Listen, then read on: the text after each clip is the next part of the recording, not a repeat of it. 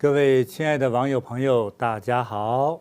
师傅好。今天呢，就是我们这个杂货铺的第5场啊。这个真是我也是盼望着讲这一场啊。其实很多的非常好的内容都等待着给大家分享。的确是有很多朋友，他对于像，比如说，一些材质。木头，咱就是说，你看，经常使用木头家具啊，甚至小时候用的铅笔啊，哪个不是木头的，是吧？可是对于木头的了解、品种，很多人真的知道的很有限。觉着你知道的应该有上百种吧？木头啊？木头，苹果树、樱桃树、什么梨树、榆树、杨树、柳树，你只是知道树的名字，那个木头纹你认识吧？不认得。你看，不认得。说这些水果吃都认得，对吧？对，果实都认得。但是这个木头如果切成板子的话，真的要不说就不认识。不认得。还有这些木头有什么好处呢？那更不知道了。肯定不知道。对。尤其是女士呢，一般女士可能对衣服啊，或者是面料可能会知道多一点，是吧？但是对于这些木头类的呀，或者金属类的，知道的甚少。多数女生都是这样子。对，知道硬木可能做家具、做地板比较好。对，就知道很少啦。对，那今天呢，这个开场白呢，我给大家先大概讲一下，就是我们对佛像的一些认识。好。就是通常来说呢，就是这个雕刻佛像，或者铸造佛像、画佛像、泥塑佛像就是塑造佛像本身其实是很讲究的。对，所以在经典之中就是一直在很多部经典之中都描述着这个佛陀，当时指的是佛陀是指释迦牟尼佛嘛，有32相好，就是他用32个大的部分来描述这个佛陀的相貌庄严，尤其是在这个杂阿含经中呢，就是中阿含经中，还有大智度论当中。就是有所描述，就佛陀的这个形象的美好庄严对，比如首先呢，他这个佛陀的这个的佛手佛头，它上头这个旋呢是往右旋。头发。你看你有没有长反了的有长反了就造反派，要注意看看对，还有的人那个旋是长到前头来也都有也有人还有长俩的。还有长俩的，还有长3个的，对还有长7颗的哇塞，7颗的是天北斗北斗星，北斗七星，对，就是对于佛陀有所描述。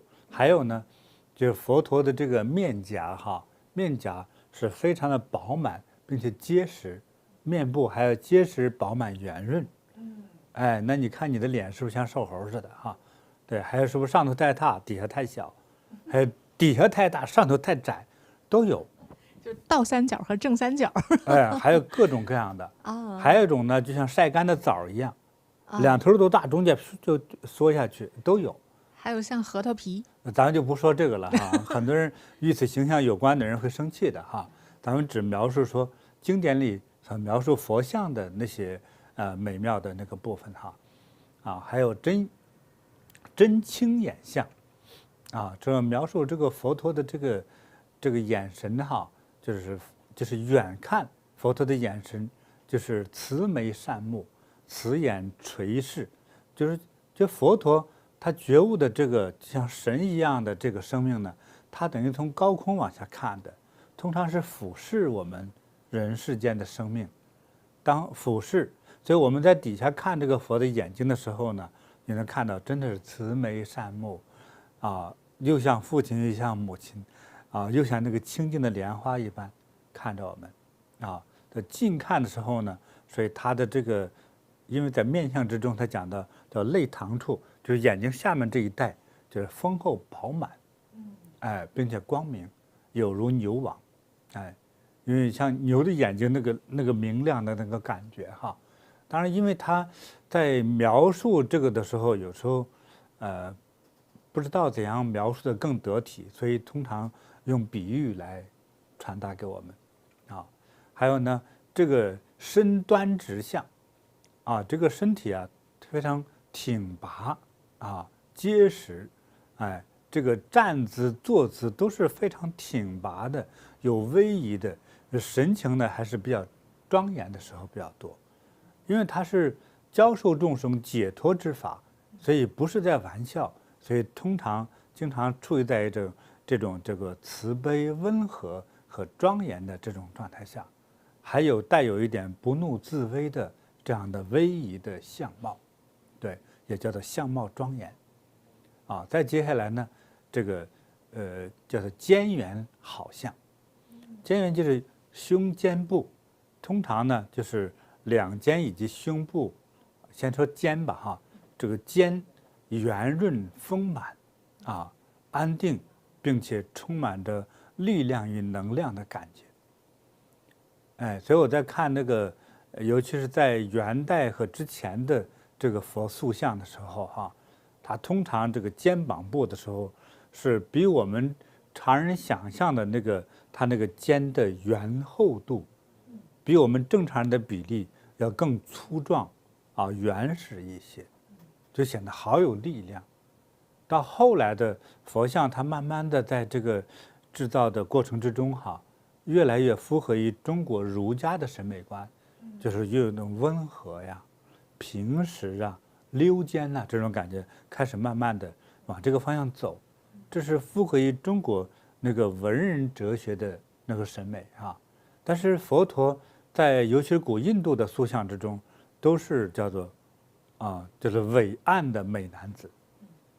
就是非常的雄壮、气势，有力，威武、慈悲、定力，是这样的感觉。好，所以呢，他这个从肩部丰满、圆润、安定这个身体呢，这个胸部这一块是高挺、丰满，并且是厚实。它是这样子的。那我相信在古印度时期。也是可能佛陀就长那样子，他本身并不是一个又瘦又小什么瘦骨如柴的感觉，他不是那个样子的，反而是这个丰满厚实、原始挺拔的那种能量感，对，是这样的。就是说描述这个佛陀的这个腿如鹿王像。如鹿王的腿，所以大家在今天的城市当中，我们也无法描述鹿长什么样的那个腿那描述就是说，它这个该原始的原始，该瘦的瘦。比如说小腿部分该瘦的瘦下来，这样就能奔跑，是吧？那么这个大腿部分呢，该结实宽厚的要厚实，它有力量，大概是这么一个描述对，还有呢，这个手通常是圆润的，尤其是我笼统上讲一下，就是手和脚，它这个手脚掌里面是圆润细滑柔对，它作为一个就是雄壮男子的手，有很多是比较有力，但是摸出来那个皮肤你接触到的时候。会有一种僵硬的老茧粗厚的老茧之类的甚至是有些小 baby 小孩子不让这个爸爸抱，这个手太粗糙，就摸到他皮肤都痛，所以别摸我，是吧？但是这个一个成就的人，他这个在佛陀的这个手脚掌，它就是我刚才说的那几种感觉，既丰厚的肉又有柔软。又丰满，但是呢，不坚硬，就代表他内在的那个慈悲而柔软，达到身体的慈悲柔软，所以在手脚上就有所表现，并且呢是这个，可能这里他没提到的，甚至这个指甲盖都是丰满圆润的，要这样的。手指还要细长，还有呢，这个脚足也叫易经之中就说到了这个，翻译的佛经中有说到这个足福高满相。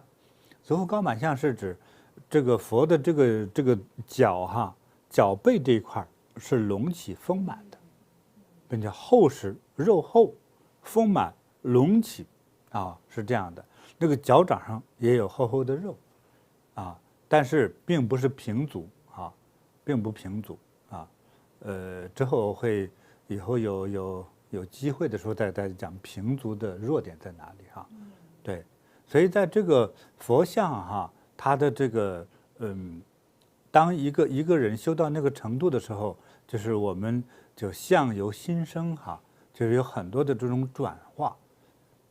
当然，我的提醒大家，那如果从这个角度来说，我们是不是说长得如果不是那么令人太满意的话，是不是就不能觉悟呢？佛在《金刚经》中啊，就自我纠正了这件事儿。佛肯定说，你看我长得还不错啊，但并不是觉悟的人一定长得像我这样子，是吧？那凡是执于佛像者，不见如来，就是不能开悟，那你就错了，就是啊，因为这个开悟和你长得外相没啥关系。但是呢，我们也在思考这件事儿，就是觉悟和慈悲和你的相有没有一些关系呢？其实还是有的。啊，但是并不代表说长出一个佛像来，你就有个慈悲的心，这是不一定的，是吧？很多高官富商，有的也不是太好，他也是长那个大富大贵相，比如他有那份权利，也是一种富贵相，对不对？只是他那个阴暗和锋芒的眼神，你只是没注意看到而已，是吧？因为很多人老江湖还是会把自己的这个某种锋芒去隐藏起来的，就老江湖哈。就是高级的老贼的那个锋芒的眼神，你是察觉不到的，哎，对不对？哎，是这样子，所以的话，就是我们也不要完全以相取人，也不要不参考相，因为相由心生这个概念，所以很多说小偷啊，或经常骗人的一些小奸商哈，啊，真的假的说成真的，真的说成假的那种，那他那个面部的那些肌肉感呢，眼神感。是没有那么样的柔和平静，对，所以他那个习惯性的那种斜着眼看人呐、笑话人呐、撇着嘴说话呀等等的，他最后形成那个肌肉往那个形象上就产生了一些痕迹，就是我们所说的那种纹路。对，最后你的相就改成那个样子。所以经常说谎的可能嘴容易歪，都是有可能的啊。所以这个，我们大概知道一下佛像的这个基本知识和概念哈。所以在我眼前呢，你看像这尊佛像，哎，其实这也是这个在汉地的佛像之中的药师佛。对，它三尊佛像都是这样的，守在一起，像这个禅定一样，中间放一个钵啊。对，那像这尊像的这个它的雕刻的美感，大概是非常符合于刚才经典里所描述的那样的佛陀的若干种相好啊。比如那个手，它没有完全伸出来给你看，但是都是带有这样的感觉，非常圆润。从我这个角度看的时候，非常是圆润饱满的，那个面相那种伟岸、平实，刚才说尖圆、胸厚，是吧？都有了。对。大家再看审美就知道了哈，这个呢是近当代可能是30年前，啊，台湾的一位雕刻大师，啊，对，用手工啊雕刻出来的，这是一块完整的块木，完整的块木啊，对，来雕刻的。你看它这个纹多美，这真，对。这个佛像其实我们菩提的同修和粉丝们哈，其实看起来是很眼熟的，因为我们在诵念释迦牟尼佛圣号的时候，跟随师父诵唱的时候，经常会见到这一尊佛像。对，特别的慈悲庄严，非常的美，非常的美。那今天师父请出来，一个是给大家讲这个佛像的美啊，相好庄严，那另外，我看慈悲音上也已经可以供大家迎请了。对，哇，这么一个殊胜的机缘，对真是感恩师父。就是这个我们的佛像这些宝物，就是给有缘人啊。就是佛像是利益众生的，对我自己也不会去总是保存起来哈。对，那这是台湾产的快木的哈，这个是在很多年前它是合法的采集并且雕刻的，就是我就是迎请它已经超过了8年之久了啊。那刚来台湾不久的时候，对他们给我介绍有几尊这个快木，还有那个叫什么木？萧楠木，这个佛像菩萨像的时候，就是我选了几尊那个相貌特别符合我的要求的感觉的像，对，并且它也放了很多年，这样我就觉得又很稳定，真是很圆满完美。对，那最近呢，我们在讲这个这些佛宝啊，这些古物的时候呢，所以我觉得就是感应了，哎，对，这尊佛像。还有我旁边这尊菩萨像，就是给我的感应就是，我要去利益有缘的那个人家，对，我这个好啊，就是一种感觉，好吧，那就可以之后有缘的同修和网友可以迎请回去哈，来利于自己的家族或者事业，对。感恩师父。不客气。那旁边的那个菩萨像，它也是快木吗？是萧楠木。萧楠木。对。那快木跟萧楠木，也请师父，尤其是国际上的这些朋友们，可能不是很懂哈。台湾的一个特产，非常神奇的木头，请师父也给大家介绍一下。好的。那这个快木呢，就是在全球的快木品种之中哈，大约有7种左右。7种，就连温哥华地区也有，对，它也有，但是呢，它的味道都是有差别，那全球的快木之中呢，就是属台湾的，就是差不多是最好，就是它那种精油含量啊，或带给人的那个作用力是最好的，就是它那个香味儿最浓郁、最好闻哈，最好闻，对，是这样，对，所以它这个本身其实它有很多特征哈。首先，它这个生长的这个环境是比较高，因为台湾它是个岛国，是不是啊？是一个岛。那实际上它这个生长在1500米以上，这样的地方，1500米在3000米以下，这个也就是比较有点寒冷的地带，这样的地方才可以生长它，并且在每个就是同样长这么高的地方的话，那每个地方的这种品种还有环境气候使得这个快木的各种感觉，从成色和味道都有差别。那么台湾人引以为自豪的，这是全球最好的快木，现在已经快砍光了。台湾政府是极力的保护派了很多森林警察来守护着这些快木，因为太贵重了。你看这么大一尊佛像，它用的快木那一大块木头的话，都是长到800年到1000多年以上的才行。并且选择那个位置又没有结疤，没有瘤，就是最完美的那块木头，才可能雕刻得出来，就是靠中下部的那一段最结实的那一段才可以的。并且在雕佛像的时候，它一定要有讲究的，这颗木头一定是正宗的来源，不能是偷盗的，所以这是老木头雕刻出来的，对，是这样的。那么它这个。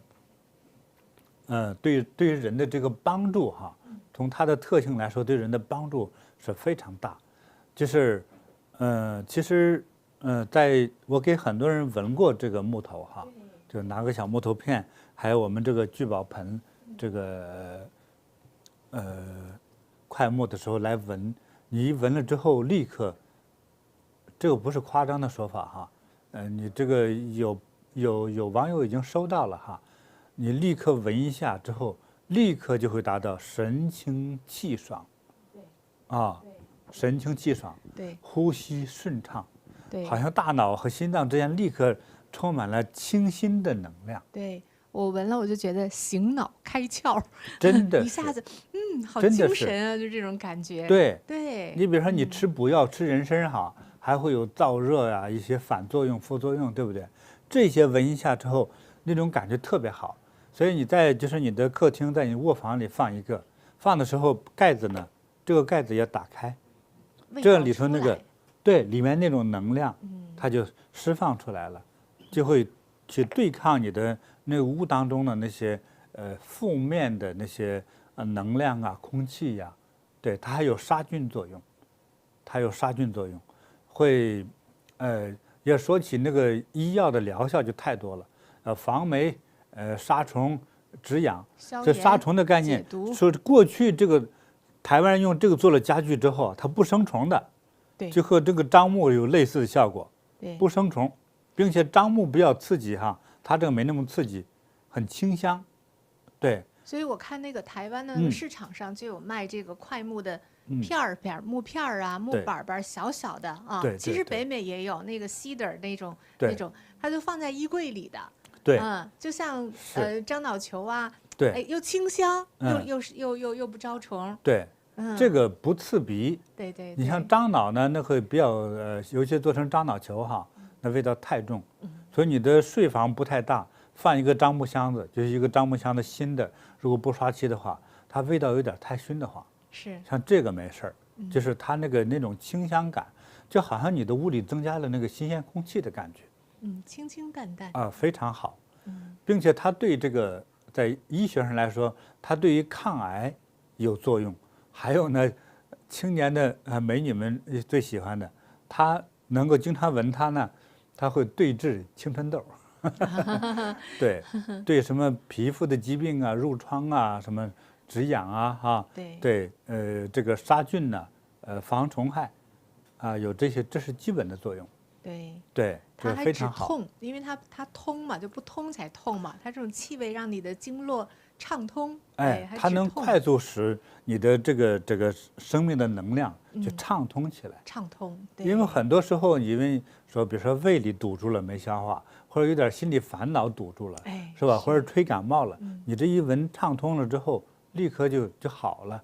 这原则上是这个概念哈。对对，所以它对于这么湿寒症啊、腰酸背痛啊，对于疲劳哈，或者缓解这个神经的麻痹哈，是特别的有好处啊。所以除了那个客厅、卧室，非常适合的一个地方，还有书房。对，哎，孩子读书啊，大人也一样哈，在对读书啊、看书的时候，不容易困。对，醒脑、开对窍、通智慧。对，它真的就是感觉到好像是大脑之中增加了很多非常快乐的那个因子。没错，提升快乐指数，对，抗忧郁。真是这个感觉。对，其实我是觉得这个东西呢，如果做成小珠子的话，就那泡茶都可以，其实都是有作用力的哈，对或者做茶杯，只是现在它没那么奢侈了，因为太贵重了。对，对咱就有这个闻一闻已经很好了。对，就打开盖子在那儿。儿放那闻哈。像我们把它做成这个聚宝盆的话呢，就是首先它对着那个有光线，阳光一照进来之后，上午、中午、下午，它的颜色就会变化。很多地方是泛着金光的，你想它有多美啊！确实金光闪烁的，对。对，我们现在拍摄的空间，我们的这个灯啊是比较柔和的哈。实际上，当阳光照进来之后，它是金光闪闪对，的，像波纹一样，特别非常好美。特别好。所以它的颜色像黄金一般，它的气味有这么多的好处哈，真是很难得哈。所以像我们这么大的这个佛像，这是前30几年前雕刻而成，现在找这么大的材料雕佛像几乎是不可能，你要花一个巨大的价钱，或许能找到，但是我知道是非常的艰难啊。对，所以呢，我们这尊佛像要想利益啊和他有缘的那个人家啊，所以我就给他请出来，来和你结缘啊，希望能够利益你的家族，啊，把一切的美好带给你。那么我刚才讲到这个佛像的美，佛像的这个庄严之美哈，那就会有朋友就会问，那我和供养人，我今天供奉这尊佛像，那对我有什么好处？除了正常的对于事业、家庭、子女教育、家庭幸福啊、事业、财富等等对你有帮助之外，其实佛像所有的这一切的美德，有供奉者越来和它越像。对呀，你的佛像长什么样子哈，供奉人慢慢就变成那个样子。哇，那太好了，那我们都有希望了。真的是。对，不然都是歪瓜裂枣的，怎么？哎呀，对，以后也能够相好庄严。这是一定的，这是一定的。感恩师父。因为佛说我能成佛，众生皆能成佛哈。所以我们在学佛，学的内心和外表和佛一样，那才是我们的终极的目的啊。太好了。对，所以供养人慢慢就变成那个样子。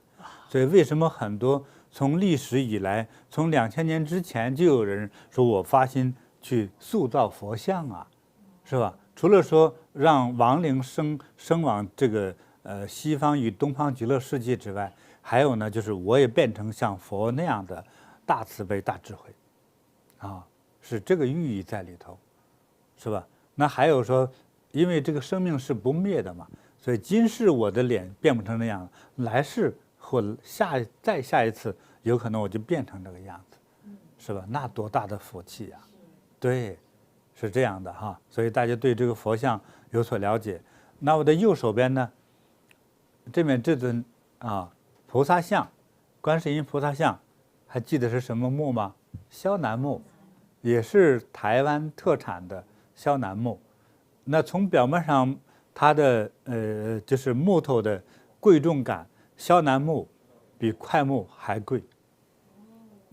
也是生长在这个较高的海拔上，它大概生长的这个区域呢，是在300米到2000米左右这个区域当中，又不能太低，它也长不好，等太高了也不太好长，所以它是有它这个高度海拔的这个度数，对，所以台湾人呢，会把这个萧楠木呢，那个木头锯下来那个粉锯末粉，有很多是来制香的，或者做成手串珠子，对，因为他们台湾人会把这个萧楠木这个气味就当做是台湾的沉香来看待，非常的贵，所以在市场街面上你会看到，经常还有卖那么一小瓶小玻璃瓶的萧楠木，还有块木的精油，非常香，它也是不生虫，也有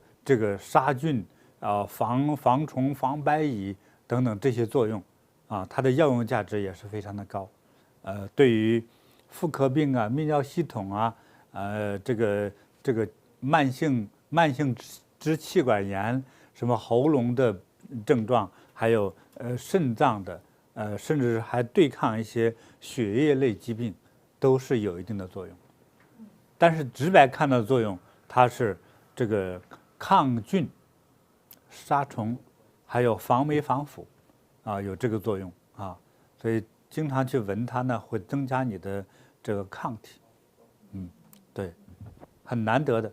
太难得了，感恩师父这个佛菩萨来跟大家来结缘。这两尊像的高度都差不多哟，就看是不是都有40多公分高啊，都很高的是。对，这么大块非常难得了，这都是我在8年前的一次请回来的对，现在就不容易了，对，很难哈。所以呢，这个别说佛菩萨会找人，就是宝物都会找人对，那佛菩萨的他的形象与他的缘分，那个有缘人看到他之后就会念念不忘，说我一定把他请回家。那这就是你和我们的最神圣的佛菩萨的因缘对。这些价钱呢，都是当时我请来的价钱，就大约是这个价钱所以这是给你结缘，来护佑你的全家好，这个就不再多讲了对，所以呢，我们上一次呢，就是有讲到，就是那个甲醛，就是那个假木头它进行粘接组合，其实甚至是欧洲和美国生产的，看似一些旧款式的老家具，像老家具一样，都以为也是真木头，其实很贵比如说在温哥华。那我在上课呢，当时就是有个同学说给师父供养一把椅子吧。那你在法台下面和我们这个聊天上课的时候，你那个椅子太矮我发点心，怎么了？看到这个我们这个释迦牟尼佛像已经被迎请了，我都不知道是谁，我好替他开心哦！太好了，太好了！恭喜恭喜恭喜！真是恭喜呀，功德无量。一个是自己做功德，另外一家族的人能够得到多大的护佑啊！对，我接下来肯定，我们还有一位更大的有缘人哈，是和观世音菩萨。我稍稍这样扭转一下，你从侧面看一下，叫做完美，真完美。我跟你说，在雕刻，我就说回这个佛像的制作哈，去雕刻它不是铸造啊，在雕刻这么大的这个佛菩萨像的时候，他用那个凿子、钻子，用手工一点一点的往下刻那个刀稍微往下多了1毫米、2毫米，你就感觉到不是那么回事了，啊，就是差之毫厘，失之千里，就是他那个慈悲庄严感，他那种天庭饱满、地阁方圆的那种神情，慈悲的神情，差一丝都不行。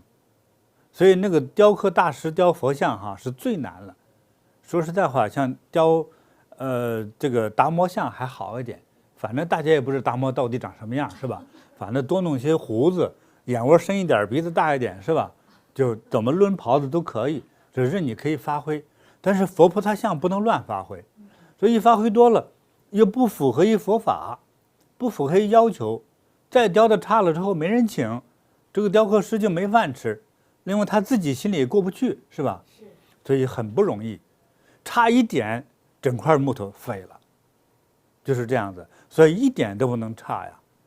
对，所以这个是很不容易，这都是整块的这么宝贵的木头，一直到莲台是一整块的大木头雕刻出来的，雕这么大的木头的佛像都是上千年的木头啊，长了1000年以上的，要这样的才可以。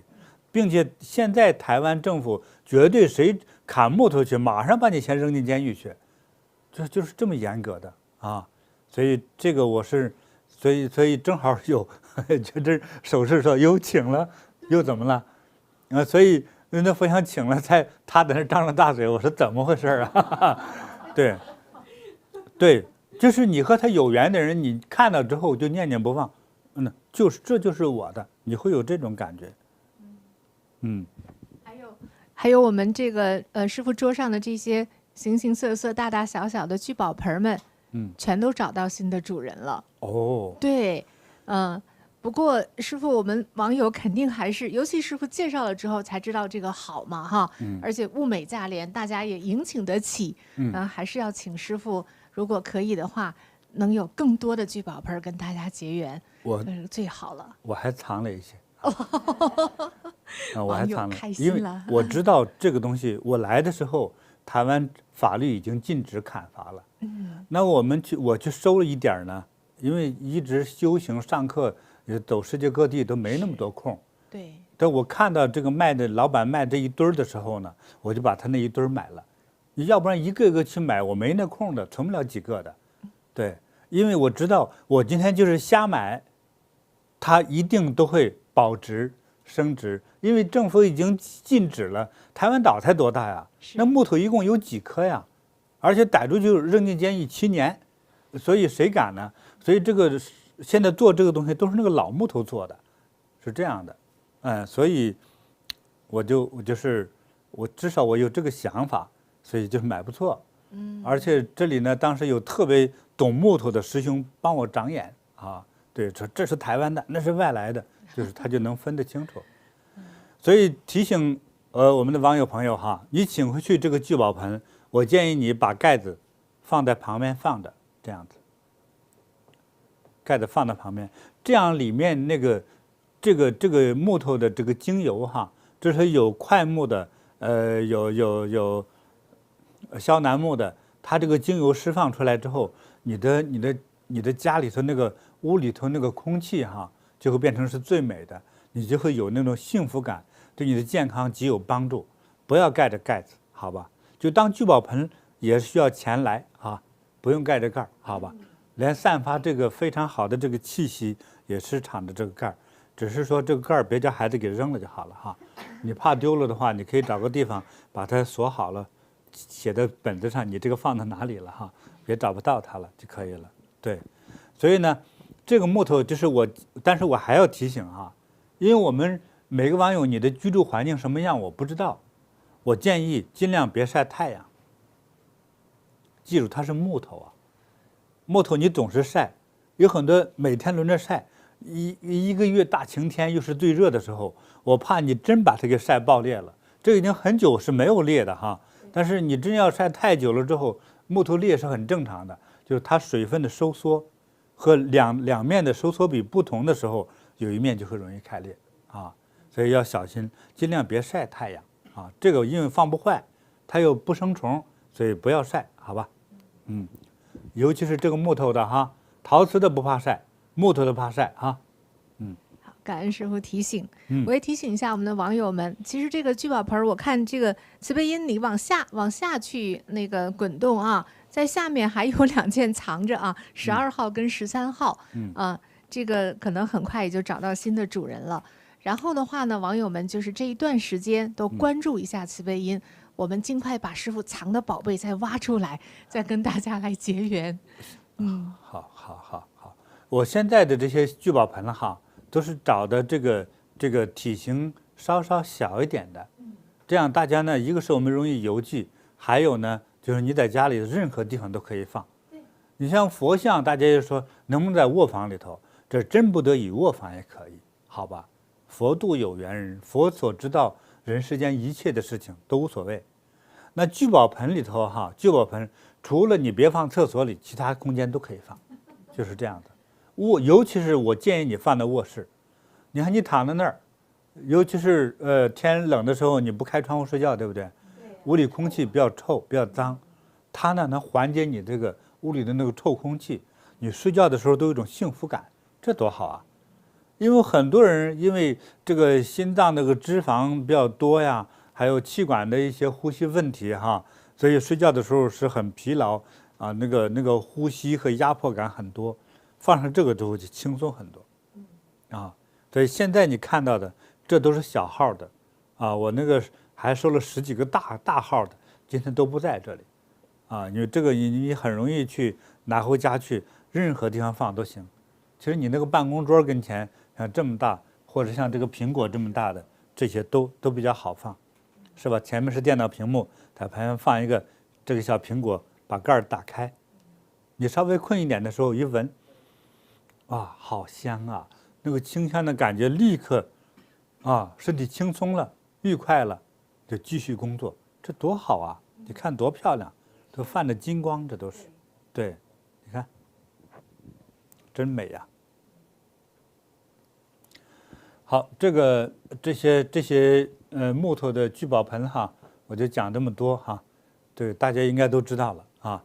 再细了我也就不懂了哈，我只知道这个大概粗略的这个概念。如果这个在我们大陆的话哈，这就形同于什么金丝楠木啊，还有海南黄花梨一样的，就同等的这么的个高度和境界，是这样子。对，所以说到这个金丝楠木哈，所以我给大家介绍一个柜子哈，对，这是我收来的哈，收来的柜子，你这边看不到，给大家看图片吧哈。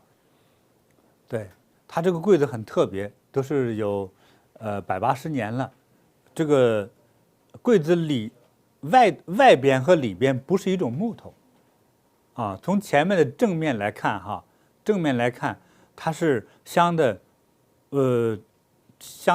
这个你能不能发那个图片是关着门的哈？它外面这一层木头呢，就是当我们用光线给它一照一下的时候，光线一移动的时候，这些木头是闪金光的。看，这木头是闪金光的，所以我就怀疑它叫金丝楠木。但是呢，我也怕我说错了，因为是个老物件。啊，这个你看，大家能看到这个效果吗？我们自己不会做任何的刻意的效果啊。大家知道我是个很实在的人啊。对，它这个面，你看那个光线，我们拿个大手电这么来回照了一走它，那个金光就会出来了。不照的时候，那个金丝的花纹都是那样的明显。并且这2个柜子的门哈，2扇门哈，是等于同样一块这个木头从中间锯开的，所以这2块木纹本身还是能对起来的，合在一起就能对起来，是这样的好木头。但是呢，里头的话呢，先说外头哈，外头还用白铜，白铜其实就是合金铜啊，因为铜呢比铁要软，它为了让它更牢固呢，就是里头变成铜合金，铜铁的合作之后，就变成它更牢固、更结实，所以把这个边上和毛榫这个地方全部用这个厚的铜板给它钉起来，就使得它一个是增加那个时候的美观感啊，因为古人买个柜子哈，一个比较好木头的柜子是那个按和粮食比的话是很贵的，所以这个柜子要用180年，所以就用这个白铜给它包好了、镶好了，让它不会坏。啊，如果稍微是搬个家呀，孩子小乱拉抽屉啊，就不会弄坏了，就是起到这样一个牢固的作用。同时呢，这里头还有一个就是比较一个带有像黄金色的，这个里头带有一种力量感的、权力感的一个寓意在里头，带有权力的寓意在里头。这是我透露我所知道的这个讯息哈，并且上头这个面，上头这个台面是叫翘头的。那翘头的本身呢，它首先有一个实际应用的意义，对不对？比如说我放了一卷画，如果2头没有挡，它就掉下来了，对吧？我放了个梨子、苹果，哎，如果没有放平，它就滚动下来了。我2头有个挡的，啊，所以这个翘头桌子、翘头案就是它实用价值。另外呢，我们华人给它赋予了一个精神的一个意义，啊。不飞则已，一飞冲天呐。对，出人头地。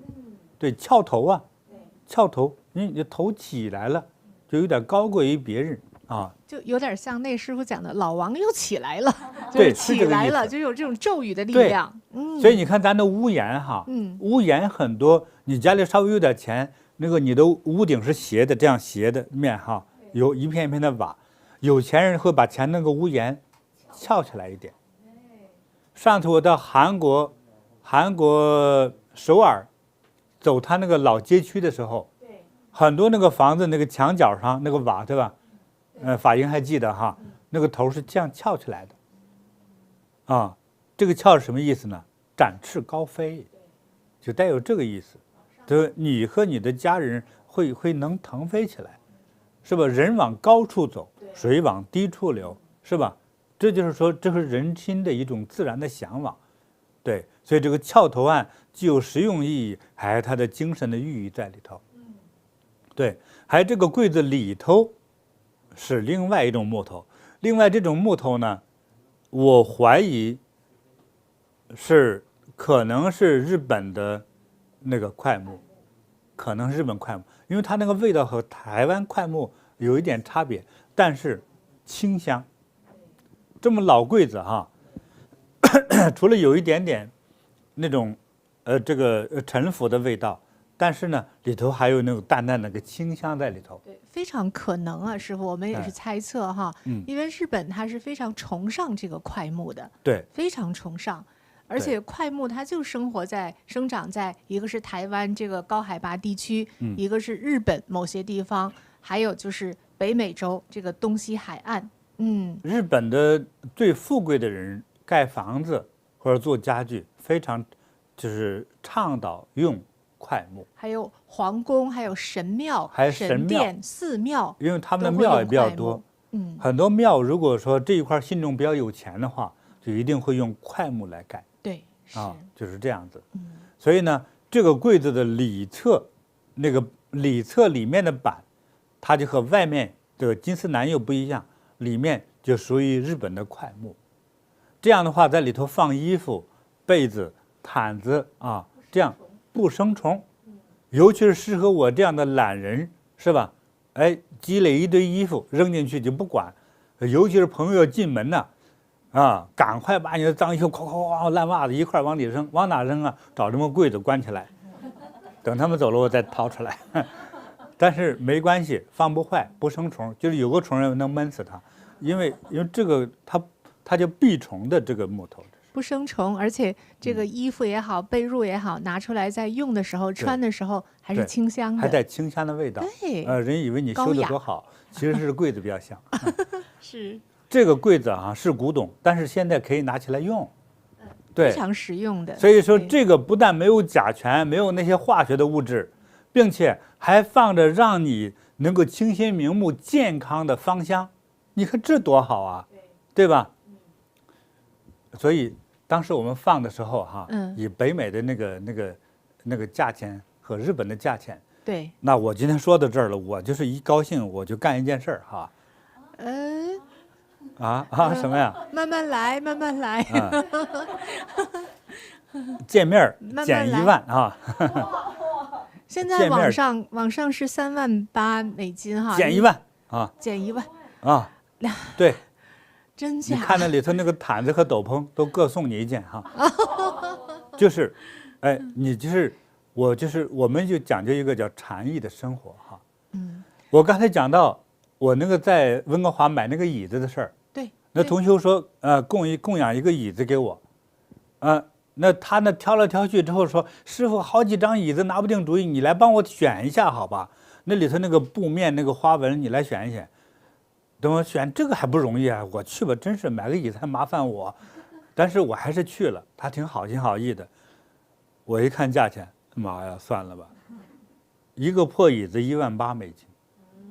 我说咋这么贵啊？人家那个销售人员说，这还给你打了8折呢，还。我说是真木头呢，他说现在嘛就是实用就好了，还讲什么真木头啊？我告诉你，我能保证的，因为在北美卖东西不能说谎嘛，我能保证这个面是真的，这个面木头，连椅子呀，这个扶手的这个木头面，他保证这个木头面，这个扶手的面是真木头，就一层，2毫米。他是说实在话，里头保不定是啥，对，保不定是啥。我现在在北美也是，就看到好多所谓的实木家具哈，他说是真的木头哈，但是也是表面贴一层还算不错的木头，对，里头呢它也是实木呢，它就用比较便宜的，对，比如说种植出来的橡胶木，就是什么等等啊这样子，橡胶木，还有再就不是木头，就是说那种聚合起来的，那就更糟糕了。木渣、木屑，对啊，同样都是在这个国外，美国生产的大品牌，甚至意大利、法国生产的大品牌家具，你一看都像老式的，一定是真木头，对不对？而且木头纹上那个茬啊，那个纹都有，木头的毛孔都能看见，对不对？它的科技高到什么程度呢？它把这个木头像纸一样薄贴上去了。对，你看。1毫米、2毫米而已。稍稍高级一点的车当中，驾驶座旁边，包括那个方向盘上头那个木头纹，对不对？对，很多是真木头，但不是拿那木头杆镶上去的，和纸一样薄的一片贴上去的。就是这么高的科技，今天的家具都是这么制作出来的。但是它用就那皮儿会翘起来呀，或者一刀划下去。学真担心说，咱不翘皮儿，他把那个味儿都给藏了，好不好？但是里头是甲醛啊，对呀，和塑料释放不好的东西呀，对呀，影响健康啊。你这毒品之中还有很多有味儿的毒品，对不对？还有很多毒品呢，没味儿、无味，是吧？没感觉，但是一定就死了，就一吃就死。隐形毒，是不是？就像那个五环蛇一样啊，走5步你就咣当就死了，是吧？所以当然这种毒它没有这么厉害，它慢慢的熏你，对不对？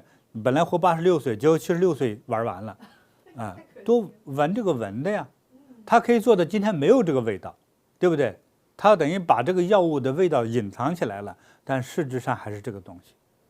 一把椅子，$18,000，$18,000加币，我在加拿大买嘛，这么贵，里头还是假木头，这何苦呢？连贴的那个面的，看是那个布的，像绒那个布的那个东西，也不是纯棉，也不是纯丝，其实都是混纺的化纤类，就是这个，就是卖了个样子。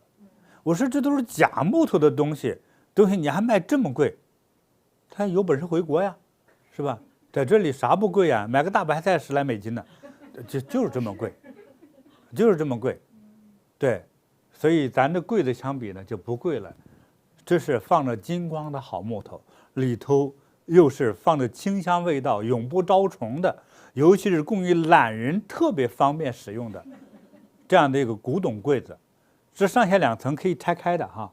这个比较好运输，它不是整个这个一大实体，我们运输的时候可以分成2节儿，对，还是比较好运输的。对，好运输，这个也比较轻，高贵而不贵的柜子。高贵而不贵，真的是。所以今天尤其是在一些，你看在日本，还有亚洲新加坡啊，这个还有亚洲的台北哈，北京、上海。纽约、温哥华都是死贵的，我在那啥都舍不得买啊，真是，所以我这褂子穿了10来年了都，怎么说到这儿来了？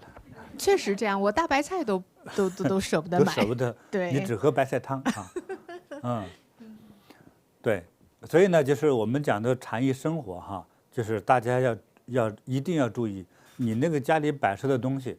其实，如果今天你解决了温饱问题，接下来就健康问题。只要解决了温饱，一定要注意健康长寿，是吧？要不你辛苦半天干嘛呢？就是为了早点走吗？一定要想活得更长寿吧。对，所以你看，你吃了什么，呼吸了什么，这是特别重要。尤其是让你躲不掉的，就是你那个家具。觉珍，我有个东西哈，我差点给砸了。那天我拿那个小柜子，差点砸我自己。啥呀？为啥？忘了那有一次吃晚餐啊，路过有一个摆路边摊，就在台北。一个老大爷就说，100块一张桌子是吧？对对对。我们买了2张。对。就这么大的小炕桌。对对对。你买了一个，我买了一个。对对。我闻了半天，有那个甲醛的味道。我想，我刚给大家讲了之后，我们这不是找死吗？所以我们俩都是穷人，是吧？对呀。100块钱买张桌子，天下那别闻了，放到路边谁爱拿谁拿吧，是吧？那天我跟师傅，我们俩还对眼儿，还商量，要不买吧，还一人买一个。贪小便宜吃大亏，这就是。哎呀，真是，所以弄得我睡觉都戴着口罩的。哎呀，真是，对，我们还是要讲这个禅意生活。真是，你说100块钱的桌子，它哪怕是塑料的也行啊，都比那个有甲醛的好。真是。哎呀，真是。你看这个博古架，这个是，哎，我都忘了它什么木头了，一高兴。红木、红酸枝，紫檀，对，竹节、镶金银丝，这是我们华人当中认为最贵重的皇家贵气的木头。这个上头2扇门我给拆的放到上头了，上头那个门上都镶的金丝和银丝，你看看多漂亮，非常的高大，这个比我还高。这是80年之前的柜子，多漂亮，对吧？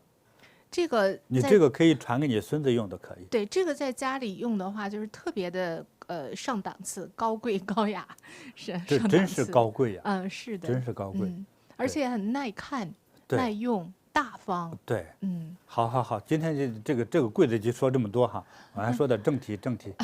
哎，我们要介绍的宝贝太多了，就是。好，我接下来给大家介绍哈，这个中国有个画词内容当中，还有绘画这个内容当中的一个典故叫岁寒三友。岁寒三友。来，请过来，这个大罐罐。对，我这里呢有一个这个青花瓷的宝罐哈，青花瓷的宝罐，不在于说你非得要请哈。已经请走了。已经请走了。对，我们的网友特别的有福气呀。其实我都不想出这个。这个罐，我先讲这个上头的图案，它叫岁寒三友。岁寒三友呢，就是松、竹、梅。觉珍，要不你来讲岁寒三友吧？松、竹、梅就是。他们都是在这个岁寒嘛，就是当1年之中很寒冷的季节，对，严寒冬天的时候哈，就是岁寒。那么这个时候就这3种植物吧哈，松树它还是青翠这个怎么说郁青青的哈，对对对，对，松柏长青，还是这么的精神啊，对，迎着寒风而站立的这样子的哈。那么竹子也是，反而是在冬天的时候呢，它还是高贵挺拔的，非常的有气节。对，那梅花更是了，越冻越开花。哎，对，越冷越开花，还越冷还越香。对，是这样子，那么的娇艳啊。反而是在白雪的这种映衬之下，对，所以我再补几句的话呢，就是松树呢，越到寒冷哈，它越显得挺拔、英武，啊，不惧严寒。这因为严寒是让我更加茁壮，有一种傲骨精神，对，傲骨，对，像铁打的傲骨，对。那再就是这个竹子，虽然到冬天。你看它那么瘦，那叫清高。对，我瘦，可是我有气节。对，我有气节，我有我的贞操。就是说，对，因为过去读书人哈，过去读了书，要么成为大商人，要么成为学者，要么成为高官，对不对？那么很多是贪腐的，所以我有这个气节，我瘦瘦的，我很又青涩的，我又很高，这叫清高。冬天的时候也不弯腰，就不为五斗米折腰啊。对，它就是一个清高的这种修养与气节，所以叫做高风亮节真君子啊。对。那这个梅花的话呢，就是越是寒冷越开放，越是严寒越清香啊。真是。这就是这个梅花，所以这个在过去唐朝的一位大禅师哈，就是在说过，不是一番寒彻骨，怎得梅花扑鼻香哈。对，所以越是寒冷，才使得梅花就更加的美丽更加的绽放，更加的清香。所以说这种寒冷寒冷代表着那种气节、艰难甚至不畏挫折，不畏艰苦。我还要保持着我那种心中那种坚定的信仰，做人的原则，是吧？不贪腐，不懒惰，不低头，这个凡是越是有困难，我越迎着困难上，还要把自己的美好还要奉献给大家。对，还有呢，这个过去讲10年寒窗过去这个读书人，现在读书人也一样。很多孩子们在面临考试、面临高考的时候给累得头昏脑胀，是这个身体都有的快累垮了，那种内心那个苦苦的坚持所以呢，经常我们在看到一些画片上甚至是一些砚台上雕刻的梅花，对，是吧？说如果不经10年寒彻骨哪得梅花扑鼻香？是，对吧？所以你一定要有10年寒窗之苦。才有一招，就是不鸣则已，一鸣惊人；不飞则已，一飞冲天的这样一种超越自己的、征服自己那个懒惰、困倦的或者是比较那种懦弱的自我，而像梅花一样，经过严寒之后那种美丽清香的绽放，来才发现自己原来是一个有高尚人格的、有巨大魅力、还有无限潜力的人。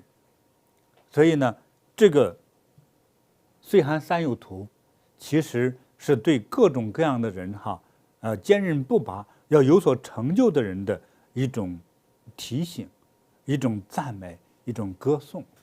那我也想到师父说的一句话，也对应了岁寒三有的这样的一种精神，就是烦恼即菩提。对，这是所对应的。所以没有烦恼，即没有觉悟。所以为什么说不要把这个烦恼和痛苦当作它是真痛苦？如佛所说，真亦假，假亦真，苦在苦中作乐，在以苦为乐，这你才能真正的解脱。而以苦为敌，那就是巨大的错误。所以还要感谢烦恼。感谢障碍，感谢曾经带给我的痛苦，不去憎恨它，心中还有怀有感激之情，对，所以这个岁寒三有是这样一种精神境界精神的写照，伟大的精神，成就的精神，不为严寒不为严寒低头的这种精神，这种倔强，这种坚持，这是我们应该说有志向的人，有志向的人都喜欢的事情。我们向这个松竹梅学习。对，像你看到现在这个罐子这个样子呢，它是一个，因为任何东西它都有一个变化哈。如果把它缩小了，就是炒菜都能放盐的小罐子；把它放大了，它有一种叫做大将军罐。将军罐有大将听军罐说过，对，哎，大将军罐。嗯，那我们准备2个图片给大家看一看，什么叫大将军罐？这是大将军罐的一个缩小版。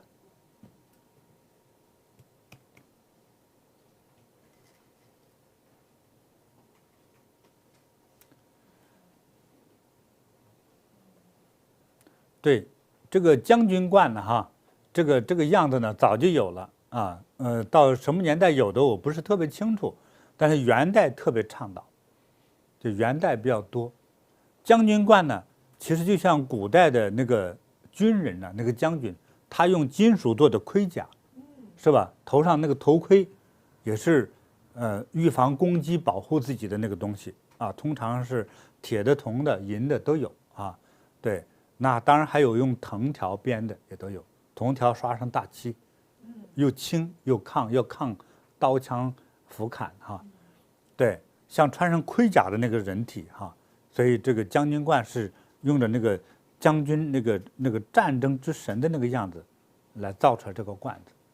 所以过去呢，很多大将领呢，甚至皇帝呢，他烧造出一些这个罐子来，去奖励那些在战场上立了功的那些将军和比较高级的军人。当然，很多这个内容画的是富贵型内容，高官呢，那个贵气的居住环境对，是美好的生活方式啊。当然里头也有一些绘画，就是更古代之前的一些著名的将领的一些那些人物像。对对对，有少数的呢，有少数将军罐是画一些神仙像的，也有，就是比较少。对，所以的话，那个将军罐就是来历就是这个样子的。那这个将军罐把它缩小一点，换一个帽子就变成了它，所以底下这个底呢，同样很大。你看，因为有很多的罐子很多的罐子，它这个底足这一块，这个直径大小和这个嘴这有点类似，有很多是这样子的。这个底足非常的宽大，可是上面这个口沿呢，就比它小了一半，是这样，就放那特别敦实。这种呢，你画的包括是这个岁寒三友是吧？这时候这是以武打天下，以文治天下，对，所以它还有这样的不同的寓意在里头。所以在我们在之前的这个朝，就是大清朝，清朝中早期的时候，康熙是谁呢？就是乾隆的爷爷。康熙时期做了很多大将军罐，就用来奖励当时为他立了战功的那些军人呐，重要的大臣，尤其是赏给这个军人类的就比较多，所以那时候画的也特别漂亮那个时候那个将军罐呢，这个尖这里给大家讲一种格式，这一块为尖，这个尖是有点比较横，像一个宽的男人的肩膀一样比较横，对，那种对，所以那个将军罐，你先找这个图片还那个做的有点软了这个尖没那么圆溜，它要更横一点，对，就会更显得像军人气。孔武有力的那种感觉，对，所以到了康熙的儿子接班之后，雍正吧，很奇怪，连烧陶瓷的人几乎不知道将军罐这个样子了，变样了。你看很简单，我给大家讲一个道理。对，你在看康熙的小说和电视剧中就不难发现，北边为了平战乱、扩大地盘、打蒙古，对，南边进攻台湾打台湾是吧？嗯，再一级收到东西南的这些边远地方的这个小部落是吧？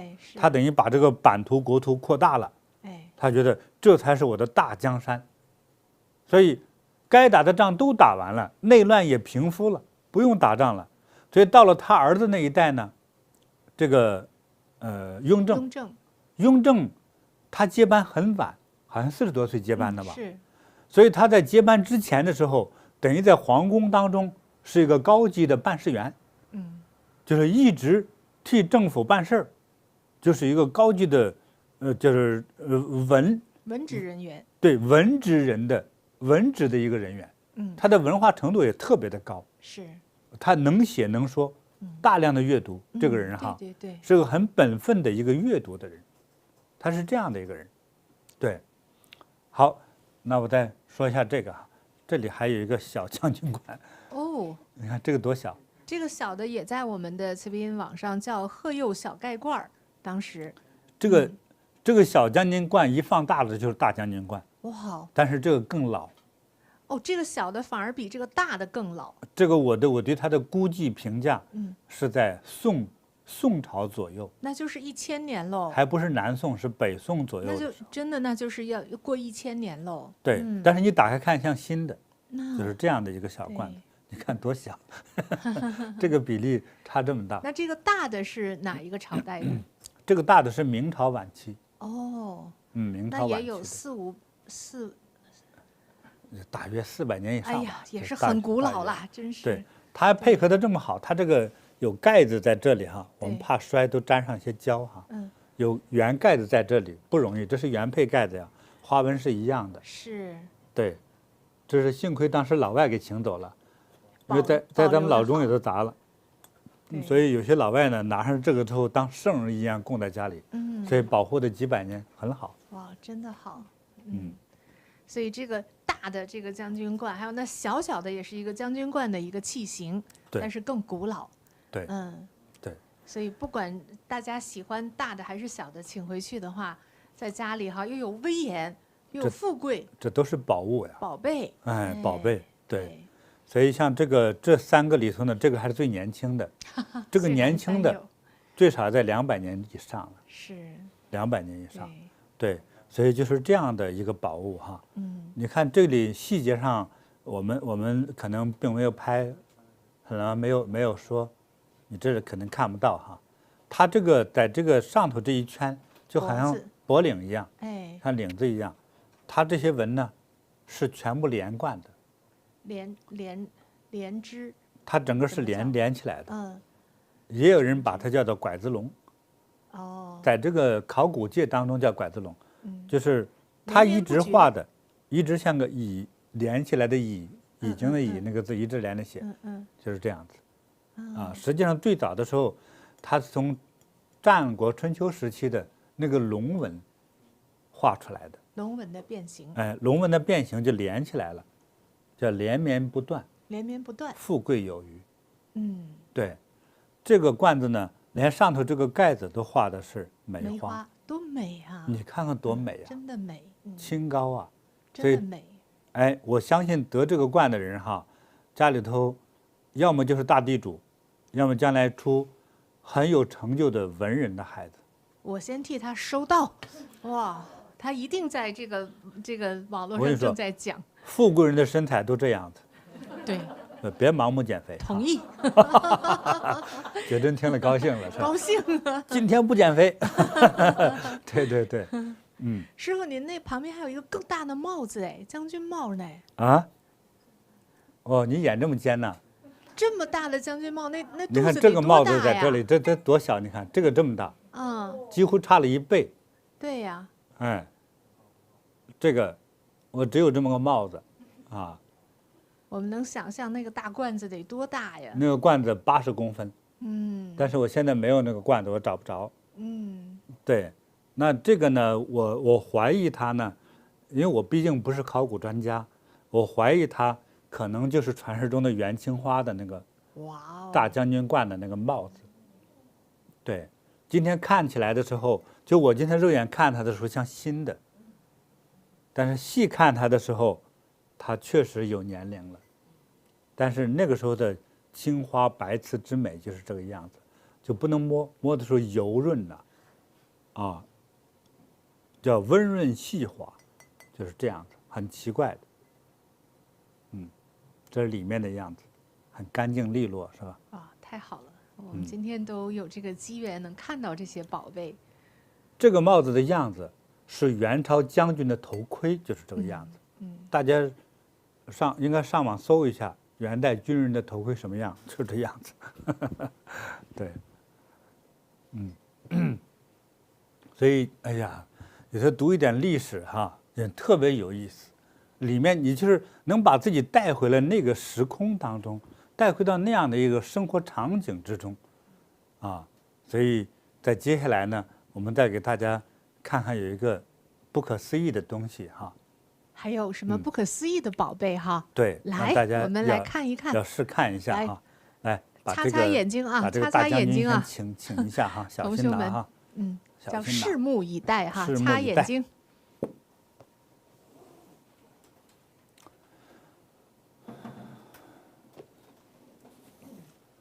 咚咚咚咚，来了哈。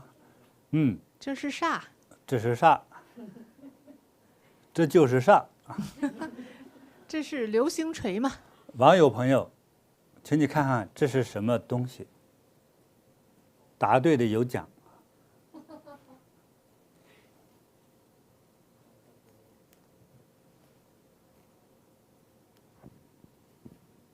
这是底部。网友说：“哇哇！”首先说这是陶瓷哈，这是陶瓷，你肯定一看像铁的，在镜头里看像铁的哈。对，它就是就像一个瓶子一样，有人说是瓶口海胆，海胆，还有说哇哇哇哇，这是制造出来的，这不是长出来的。刺猬，刺猬还有冠状病毒。说得好，说得好。奥特曼，奥特曼，铁蒺藜，天锤，天锤，海胆，乐器，官帽。谁戴这种帽子？陨石，哇，太有意思了！按摩球，海底生物，花盆儿、花瓶儿，飞碟，海参，水壶，香炉。咱网友好积极呀，还没一个猜对的呢。这次呢，我不卖关子了哈，我说这个东西是啥呢？是啥呢？是明代的地雷。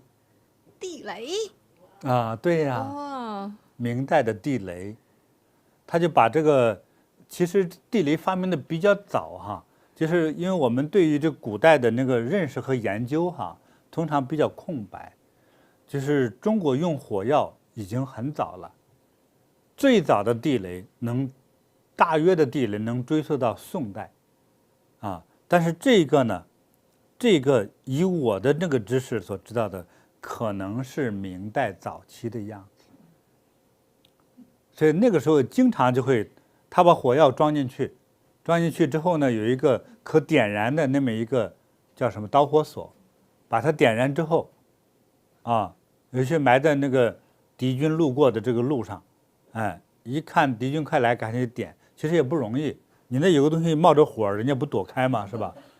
所以很多之后，他在山上点燃之后就往下滚，或者扔过去就爆炸，是这样子。所以他用这个陶瓷那个陶呢，烧出来这么多尖角，它一炸裂之后，那个碎片还很具有杀伤力。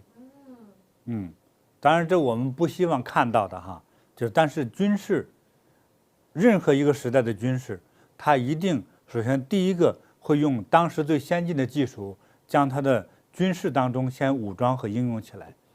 今天高科技也一样，当最高科技一般不是用于生活，都是用于军事的，就是大约是这个样子的啊。对，太长见识了，我觉得我的网友好快乐。还马来西亚的网友说是榴莲。马来西亚很有见识哈，说这个东西全挂在树上，那太危险了。就把树都炸掉了，就是。哦，太棒了。嗯，师傅呢，我也穿插一个，问问网友哈，哎看看我桌子前面放的这个，哦这是这个能吃的哦，那这个是什么？对，这一个，我觉得东南亚的网友呢认识。来，咱们也猜猜看，看看认得吗？这个首先说这个不是倭瓜啊，对，这个很也不是老少见的，黄瓜，这个样子很少见的。嗯，对对对，嗯，好猜猜看，这个其实陶瓷呢，应用的这个范围非常广，主要用于军事上哈。你看陶瓷首先它产生的这个原因呢，就是我们用于这个饮食生活的，是吧？从煮饭、煮汤、煮肉啊，再到于用来吃饭，变成碗、碟子，是吧？和面的盆子、盛粮食的罐子啊，就是盛油的罐子等等的。首先是所以用于这个饮食、储存等等这些方面，才用于陶瓷。啊，那我就尝试过，因为我们到了韩国呢，韩国很多餐馆那个给你的那个饭碗哈，就是不锈钢的。对，哎，说这个好处是，一个人从生下来用这个碗，一直到死都用不坏，啊，因为它不会摔坏，对吧？因为它是金属器啊，不怕摔。那个陶瓷的弱点就怕摔，但是陶瓷碗和那个金属碗的差异在应用的时候有什么差异呢？觉真，你到了韩国还有一次烫着手了还啊？它就是烫手嘛。对呀，对呀，一开始不懂，人家服务员咣咣咣放了几个米饭碗在那里，你拿过来去吃，他就拖着那个碗，就哎呦一下差点扔了，就是很烫。对，所以金属碗就比较烫，陶瓷有那个厚度，因为它散热的那种均匀感哈，所以不会一下子烫到手。对，但是坏处是呢，陶瓷东西怕磕碰怕摔，对，所以呢，就是陶瓷先用于我们的生活当中饮食和制作、煮饭，是吧？对，所以前2期我们讲到那些最古老的陶瓷，像牛乳房一样做那个陶土做的那样扎在的，地上，对，像鼎一样的那样最原始那个东西，在1万年前的，它其实为了把这个水装进去之后，底下能够生火，烧烤，把里面的水煮开，把粥煮熟，就是为了这个目的。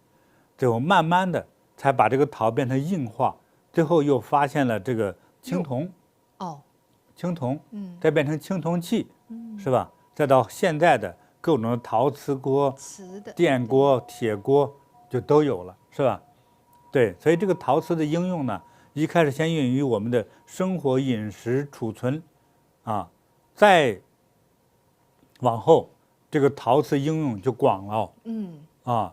你像当有了那个电之后，我小时候看那个木头电线杆子上头，哎，绑电线那个铁丝的那个通电那个铁丝那个，中间就有个陶瓷的一个圆弧，对，像个硬茶杯一样，白色的，是吧？对，那个电线和它绑在一起来固定这个电线，不要随风乱刮，对不对？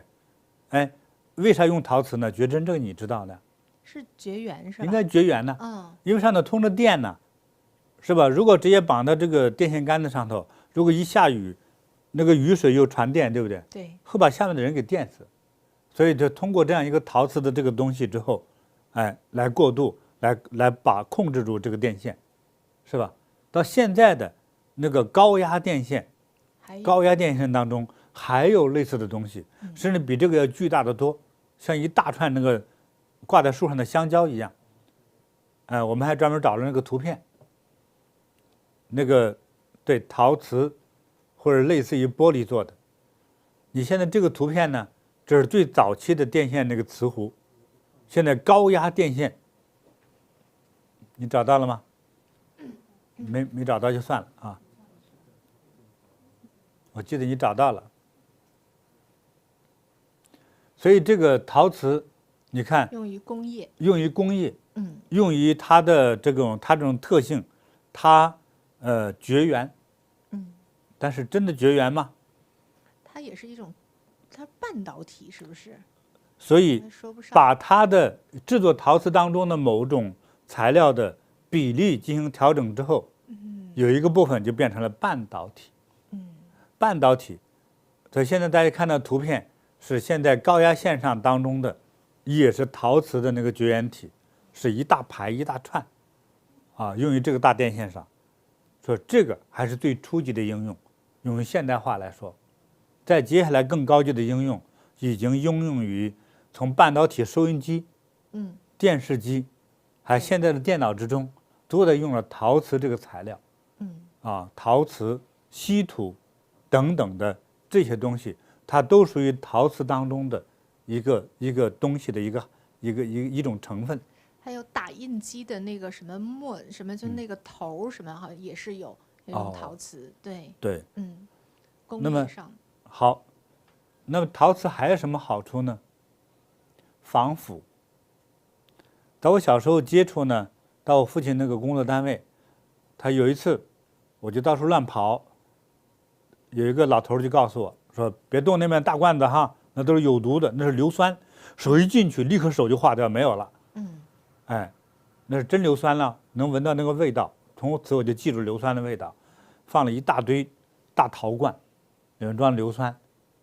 我还就问我说：“爷爷，你这个硫酸为什么用陶的？它又容易坏，是吧？为什么不用铁不用那个汽油桶、铁桶来装它呢？”他说：“那个铁桶一装铁桶立刻融化，就根本没法装它。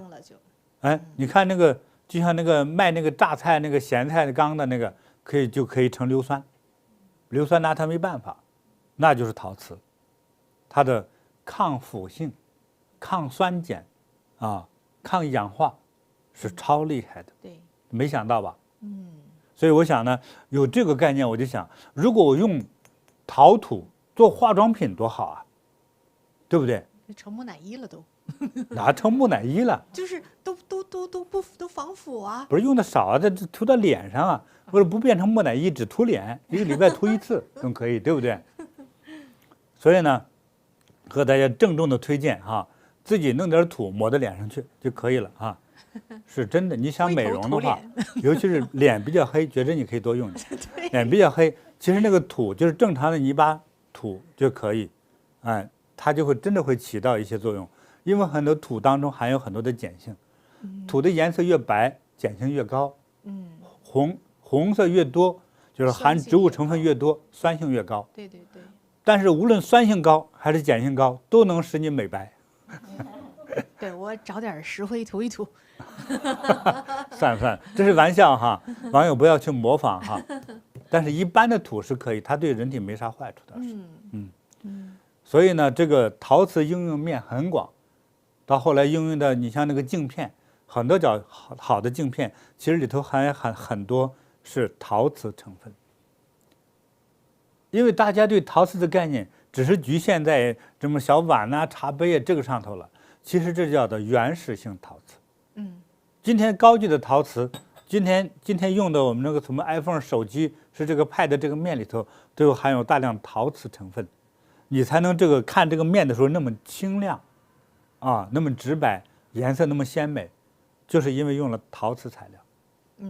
对，它这个我们以为是玻璃，其实这个玻璃之中含有陶瓷的成分，它是一种高级的吧，叫什么超瓷晶盾，ceramic shield。你是那个用的现代化这个词语的那些东西都在起名字乱改，其实都是陶瓷制作的原理。对，只是说陶瓷性版面。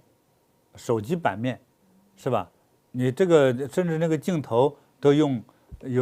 其实陶瓷最终和玻璃的制作当中很难区别了。对。我们比如说咸菜缸那个，就是最粗的粗陶，它等于把这个陶土就叫最初级烧制和应用。当然也不是算浪费吧，成现在总是需要个缸的，对不对？对。但是深入去用的时候，它可以把这个陶土中的某些矿物质取出来，减少了某1、2个矿物质，它就变成另外一种陶瓷。比如你看陶瓷是完全透明的，像玻璃一样，对吧？这是可以的。所以用于镜片，还有呢隔热。今天航天材料当中，是吧？那个卫星在快速行走，那个其实飞的时候，那个速度比飞机是我们坐飞机的10倍以上。所以很多这个材料不够那么坚固，就融化掉了。如果那个宇宙飞船或者是那个卫星当中，如果有人进去的话，人就烧毁了。所以它那个抗热的那个材料是什么呢？就是陶瓷类的。它只是说这个陶瓷是经过非常认真精致的一种陶瓷，来隔热、散热。对，所以用的面特别的广对吧？还有用于医疗，那对个做假牙、做牙冠、假牙牙套、骨头、骨头接骨的关节，骨头、对对对，关节，对，假牙、骨头，对，这是最常见的。因为它跟人体它不排斥。对，哎，所以最初级应用当中呢，还有呢就是建筑，对砖，那个砖瓷瓦砖，对，地板砖，对对对，还过去老城墙，对，它都是与陶的制作有关系。是。对，是这样子的。哦，现在还有那个厨房里用，就是咱们切菜切水果的刀，也陶瓷刀嘛。哦，对，还有工具那种锯子、刀子的那种，也是陶瓷的，竟然都是。对，现在很多那个陶瓷刀好像比金属刀还锋利，对，是吧？你只要是用一种什么科技，将这个陶瓷刀容易易碎的、易折断这个东西改变了之后其实非常的锋利呀。对，所以你看大家对于这个陶瓷的这个应用现在已经多么广泛了，真是了不起所以陶瓷我们去用好了它的特性的话，其实我们生活中、科技当中以及手机上都随时都在应用所以陶瓷离我们是非常近距离的一种用品或者是一种材料。对，所以对陶瓷的这个认识我们人类还在进一步的正在开发和研究的过程之中所以这个是大家看了这个地雷之后引发我这么多的感言对，网友非常开心，还看到了这个古代时候的地雷，真的是我们平时是见不到，想都想不到。感恩师傅给大家开眼界。对对对，那我也揭示一下谜底好，有好多网友都说这个是佛手瓜，它不是佛手瓜，它是佛手柑，它是这个柑橘类的非常的清香有这种像那个柠檬橙子的这种清香。我们有一次讲到伯爵茶的时候，混进去的这种香味儿就是来自于这个佛手柑。真的看那个样子都挺好看的。是，对。那我是没吃过了，看的这个我们这个上一次去那个叫古坑那个什么隧道来着？绿色隧道那一块对我们买的，因为很少见到这个东西。我们去那个鹿港，去鹿港，这是在鹿港，这是在鹿港买的。对，好，非常好，也给大家来展示一下。好，好的。那么现在呢，我眼前呢放着一只羊，一只羊，那这个羊呢是青绿色的羊你看胖胖大大的那觉得都不像羊，咋这么肥呀？肥羊，还是跪着的羊，那给大家讲讲羊对于中国古人的一些信仰，或者是他所认可的一种感觉你看跪羊，跪着的羊呢，觉真作为母亲来说，对，是因为小羊生下来的时候吃奶都是跪着吃奶的。对，它是要跪着吃奶。所以这是就是有跪乳之恩对，表达对母亲的感恩。对，羊知道有跪乳之恩，所以它要在那吃奶一样，让自己长大，要跪在那儿吃奶，所以要知恩图报。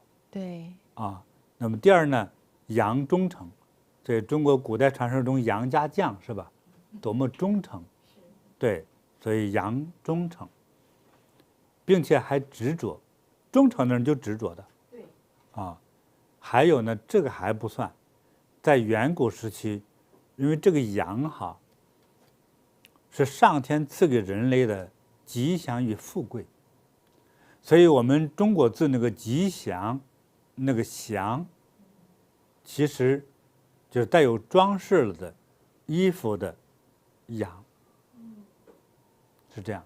所以在古代祭天的时候，经常给羊可能它的羊身上披上一些彩色的带子呀，颜色哈，给它穿上五彩的衣服，对，来祭祀天。嗯，还有呢，我认为我的考古的研究认为，就是人类在最早在饲养的时候，饲养，比如说今天养猪、养马、养牛、养羊，是吧？养鸡鸭，对，当中最容易养的，可能像这个禽类的就是鸡，啊，还有呢畜类的呢是羊。对，养羊那个有当时的有个最大的作用，在远古时期，我们这个人类你不可能控制得了生育，对不对？所以这个女人一结婚，通常这个生孩子是连续性的，所以生个10个8个很正常。那么还有很多女人因为健康的问题，奶水不足，但是这个孩子还在不断的生着，奶水不足养不了其他没长大的小孩子，其中就有养一只或者养一群羊当中那个母羊，母羊要生了小羊羔，这个母羊才会有奶水嘛。对，它要挤这个奶水喂养孩子，喂养人类的孩子，是这样子的。所以呢，这个很多人家养羊，其中有这个目的。当然也有人说，我把它，因为母羊还要生小羊，生小羊多了之后养大一点，我就把它卖了，我还增加一点收入，这个也是人之常情了。在养殖业当中，这是常见的现象。但是人类在养羊的过程之中，你看现在有吃牛奶，这是到了当今这个时代，说养奶牛吃牛奶这个概念，对吧？在过去的中国人当中，你想嘛，大家想哈，养殖成本，养这个母羊更省钱，还是养母牛更省钱？羊嘛，羊体型小，但是它只要生了小羊羔之后，那么羊的奶水通常也是足够，几只小羊和加一个小孩子来吃的，它是这样算这个成本，所以羊更节省成本，也能够养活它的孩子，所以呢，人类更喜欢养羊。对，所以有这个多种的原因，还有古人有预知的感觉啊，有预知的能力，总认为羊是吉祥的。所以中国古成语之中常常有这个叫三阳开泰。三阳开泰是什么意思啊？就是美好的时光到来了。对，美好的时光来了。对，就是这样，这就是吉祥的时候来了。所以吉祥的祥，就是主要是歌颂的羊。所以我这里这样的一个古董一个作品啊，对，你看这个羊做的肥肥胖胖大大的，对，就是这么一个东西。对，这个年代看着像新的，其实很久远了。我对它的判定是在明代，明代其实更保守的说法，或者是到了南宋那个时候，对，这样的一个吉羊，我把它吉羊贵，既是贵下，又是富贵的意思。对，所以有这个羊乐意在这生活的地方，那就是富贵之地。啊，古人还有这个概念。过去这个羊哈，你像过去的人，他都会通灵，能找哪里啊是好风好水，适合居住，对不对？其实羊群它是自己那个领头羊就能找到那个吉祥的地方，所以也是这个羊能带着人找到一个特别富贵、特别吉祥的那个宝地，所以羊也有这样的一个吉祥的寓意。对，有羊之处就是吉祥宝地。对，知道了哈。对，所以这个羊我知道已经有网友已经把它请走了哈。对，它是这样一个吉祥的羊，并且是古代的，它不是现代的，它是看着像现代的哈。就这样美好的一个富贵的羊，太好了，感恩师傅。这网友很有眼光啊。真是，师傅的宝贝多呀。不是我宝贝多，是你要慧眼识羊，是吧？我们有慧眼识羊的，也有慧眼识狐的。来，上面还有一个神奇的东西哈。来，神奇宝贝神即奇宝将登贝场，大家擦亮眼睛，拭目以待。哦呀，这有点危险呢，这个哎，先给能能大家个大碟子先给最好大家看一看。大家看我手里有个壶哈，嗯，有一个壶，这没什么离奇的，可是呢，就是没有盖子。哦哦哦，你看，光有壶这不是嘴儿，盖子吗？这里其实是摸不到有个盖子的那个那个就是缝隙的甲盖儿，是吧甲盖。嗯，现在还倒出一点水来，那壶嘴儿是通的哈。你看，对，这没有盖子，但是有壶嘴，壶嘴还倒出一点水来。那水怎么进去？从壶嘴儿进，从壶嘴儿出啊？来，我给你做个演示哈。啊！来，大家睁大眼睛，啊，倒着呀。从这个壶的底部啊，壶的底部呢，我现在倒了些，你看这个茶水哈，有颜色，你容易看见哈。底部它有个眼儿是吧？对，哦，还有这样灌水的壶，还得拿大鼎倒立。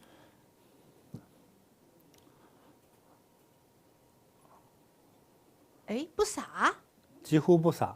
不洒。嗯，哎，好，然后接下来呢我就往外倒了哈。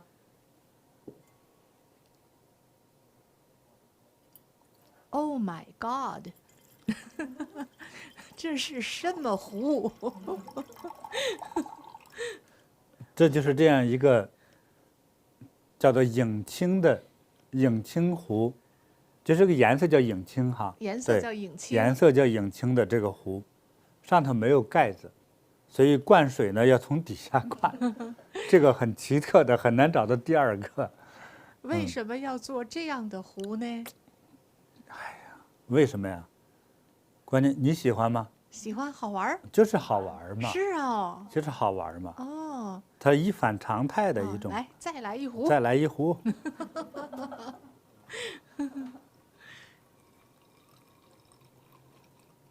这个是罕见的哈，很少见到真的，这样的壶，我都第一次好玩吧？嗯。哎，这个站底上起来底上有了一点。看哈，再倒一次哈。哇塞！又一壶。又一壶。我这是真的茶水哈，对，你看，这太奇特了。胖胖大大的，很奇特哈。所以底下有这样一个孔，对。这个老的程度呢，就是180年吧，所以我都没有不想考证它的历史，就是太好玩了。但是不是新的，是老的，老到什么程度呢？180年，对，就是特别好玩啊。有这样的一个作品，好玩吧？这已经，当时呢，师姐让我拿出来呢给介绍，她也不知道我有这个壶。等我介绍完了之后，她就放在一边了。完了之后。他就悄悄放上网去，我说我没想去拿它结缘，他就给放上去了。这中午一问，他急了一身汗出来。实在对不起师傅。还有我们网友给请走了，我说我们网友特别快，他说我们上的网，然后他是找人谈一下给要回来。我说不，这个一早晨他就请走了。这叫做姻缘啊，就这样的。这所以有很多我们的网友就是有这个福气啊，而且自己还编了个价钱，这可以，可以。挡不住的福气呀！哎呀，对，有人高兴，有人心痛啊。这个世界上的事儿就是这样子，就是好玩啊。对，影青，什么壶？影青竹节直壶。如果真正起一个名字哈，影青是颜色，啊，那这个壶的这个样子是竹子的，这盖子上都是竹叶。侧面是竹叶，上头还趴了个鸟，你看了吗？这是鸟，你不要以为是土豆哈，这是鸟啊，因为它整个做的是胖大型的啊，这就是竹叶小鸟，这个影青竹叶直壶就是这么叫啊。但是这是一种好玩的，我可以把它简称叫魔术壶，这人家是不是作为魔术用呢？不知道，就是好玩就是，哎，这个壶呢，我还见过另外一种哈。就是他们说是那个间谍用的毒药壶，对，它上头也有盖子，也可以打开往里灌水哈。灌水之后，还有一个底下有一个眼儿呢，在那灌另外一种水，比如里头底下灌的是毒药水，哎，上头这盖子打开之后灌的是正常水，等给自己倒的时候倒正常的水。给想害的那个敌人的时候堵住一个眼儿之后再倒出来就是毒水，是这样。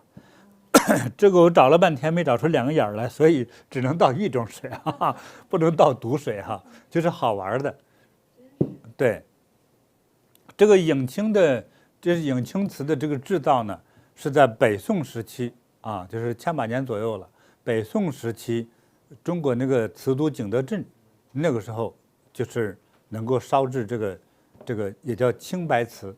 青白瓷之中，这种青叫影青啊，电影的影，青色的青，对，大概就是这种感觉。你看着是这个白中透青，青中透白啊，就淡淡的青色啊，就好像青色像个影子一样映照在这个白色的这个瓷器的表面，就为影青。通常它不画花，是有雕花。大概就这样。那么现在有没有烧我不知道，反正是在北宋时期有烧这个啊。那么这个的我估计的是，我不说了，反正180年吧，我就这么说。再多说我的心脏病就犯了啊。好，给大家介绍这么多内容哈。网友喜不喜欢？我看网友的留言怎么样？非常喜欢的。还有人还好奇说，这水怎么从底下倒进去，竟然不洒出来呢？对，所以他这个制造设计的很好啊，就是非常长见识，感恩师傅很大方。很好玩。所以很多东西啊，我们就是不知道的时候啊，有时候是浪费啊。那我呢，等于从小接触这种古董文物类的东西呀，你像寺庙老人一个比一个老，是吧？里面的东西都是老的，所以你自然就会对它有很多感觉。我从认识老法器、老佛像，开始认识这些文物古董，到老的桌子家具，啊，老地毯，啊，老佛经，对，所以老念珠，对，慢慢就是对它就觉得你念念不忘，因为里面有很多东西，古代的有很多制作工艺现在是没有的，所以你自然就会对它感兴趣，啊，所以我也相信我们的网友也是听多了也会感兴趣的。非常感恩师傅，我们的网友说，听您一席话，胜读10年书啊，真是长见识。希望是，我也是才疏学浅哈，我知道一些而已，也没有空，没有那么多时间去研究它，就是对它有一个天生的一个，有一种熟悉的感觉，就是每一次跟师傅的直播都有惊喜。希望是，希望是，对，我就顺手就介绍的。你看我手里拿的这是啥？你看哈，这面是个平面哈，因为有一个地方是有点红褐色的感觉，大家以为是个碗，实际上是这个样子。我相信网友看能猜到吗？哈，这个是什么东西？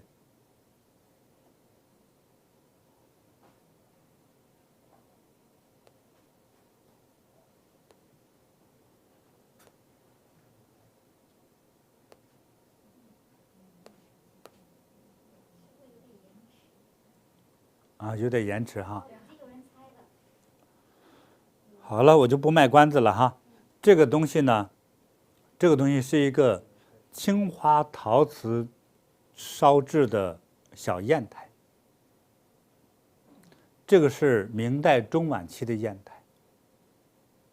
这看似是有点红褐色这一块呢，实际上是过去呀，拿着那个墨块，在这磨墨，滴水磨墨写字嘛啊。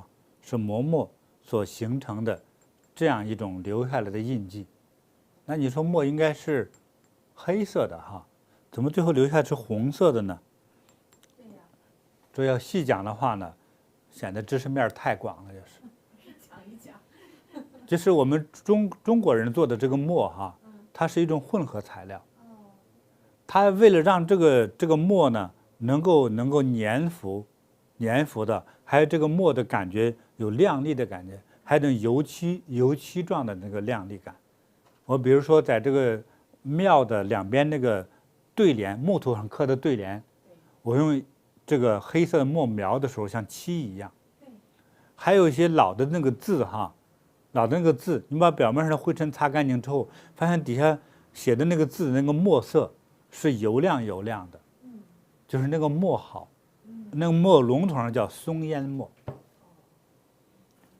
那其实上这个做成墨的那个配方就像配药一样，有几十种材料配成，但是其中有些部分它里头，所以我们配出来这个墨的颜色不是蓝黑色，而是红黑色，也叫褐黑。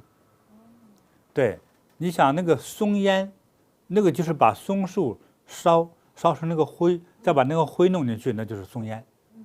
那个里头很多油脂并没有经过火把它燃烧尽了，它含有很多松树的油脂的那个成分，也叫松香成分。那个松香成分里头烧出来的颜色就是这样的。还有很多这个老墨当中还含有那个驴皮阿胶的成分，驴皮阿胶泡出来就是红色的，都会使这个墨带有清香，附着性又更好。所以这个墨像油漆一样，很多老陶瓷的碗底上头写上一个字，比如说怕老李家，我老李家的碗哈，你们结婚娶媳妇借我家大碗去，因为很多一个农民家没那么多碗，请全村的人一起吃饭，对不对？所以会借碗借这些炊具，对不对？所以他总是拿错了，所以在碗底上写上这个字。这个在碗底上就不是在釉面上哈，在这个带着胎土的这个碗底上写上字之后，千年不掉，洗都洗不掉。所以这个墨当中一定要含有很多油脂性的这样的元素在里头。对，所以这个红色呢，就是做墨当中的那个油脂被它吃进去了。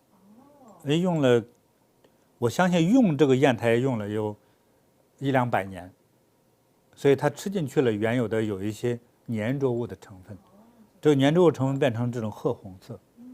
对，并且这些青花呢，这些青花的这些色素是元代青花的那个钴料，它们叫苏麻离青，是来自于中东一个国家的山上的产物，才能画出这样的青花来。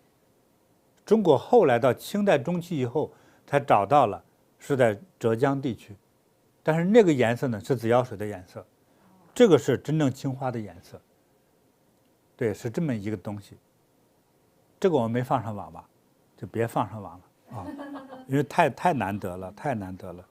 我正在看。对，所以就给大家介绍这么多啊。还有什么需要介绍的吗？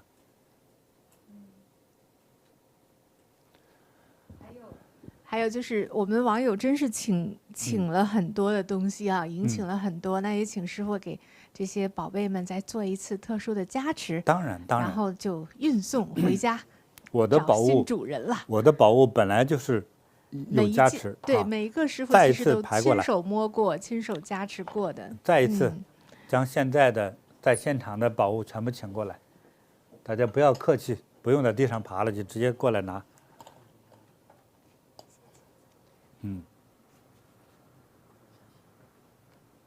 那也请我们的网友们也关注慈悲音网站啊，因为工作人员也是很忙，这是请的没有上架的没有请的够快呀，真的是有点供不应求的感觉，所以大家还是多关注，随时关注，然后有新的宝贝呢，大家就先到先得，先把富贵吉祥请回家。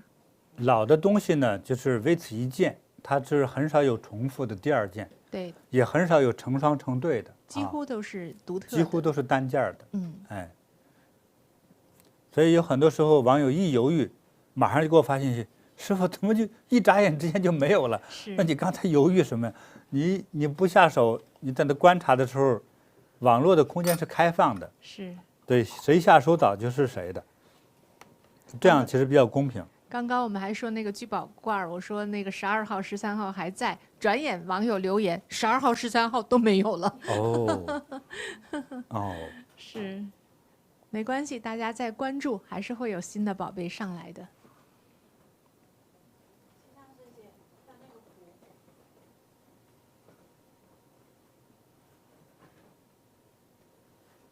大展宏图湖啊，嗯，好，这还能放吗？还有那边的那个童子佛，还有那个释迦牟尼铜佛像，嗯，这怎么放啊？还有小的，要不然等下一批。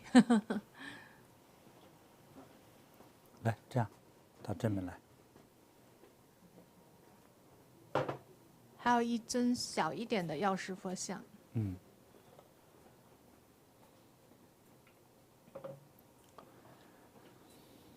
真是网友们非常的欢喜啊！又听师傅讲这些知识啊，又学到这么多，得到这么多的祝福，还能把宝贝迎请回家，真是感恩师傅。好，酸泥的小香炉，苹果聚宝盆，童子佛，童子佛。还有一尊释迦牟尼铜佛像，嗯，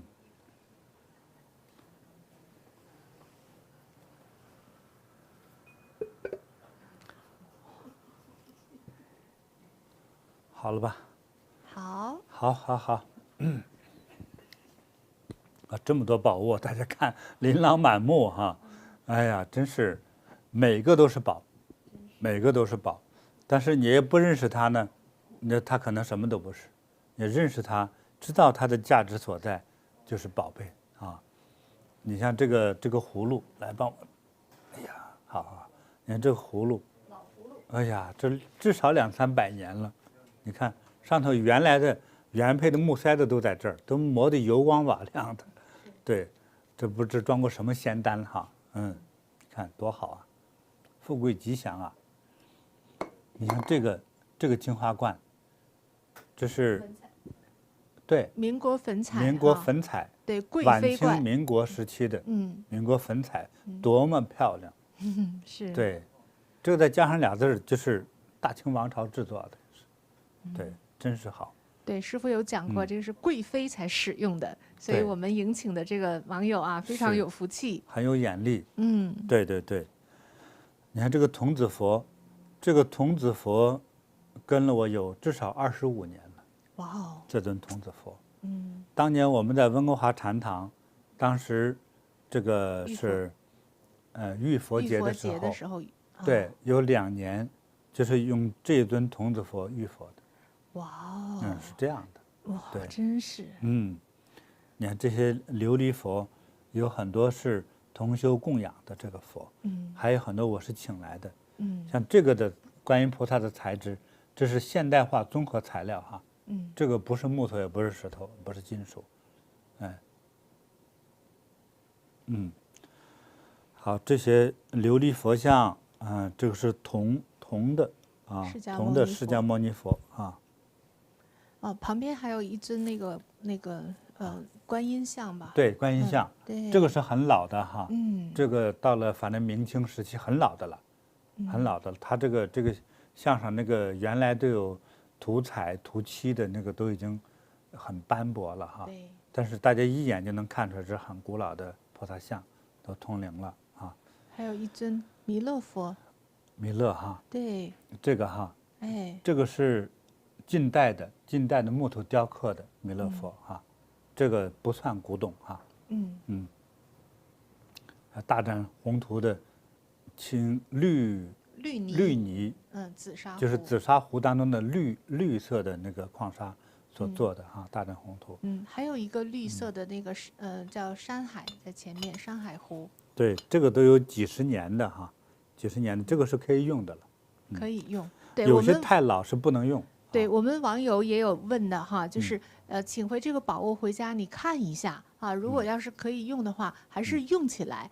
对不对？是更吉祥。一般茶壶类不是那么巨大的名贵和太古老的话，一般还可以用。哎，对。那通常在80年以内的还能用，但是80年以上尽量别用，它就容易坏了。就当聚宝盆供奉一下对了哈。其实放那儿去聚宝是更好。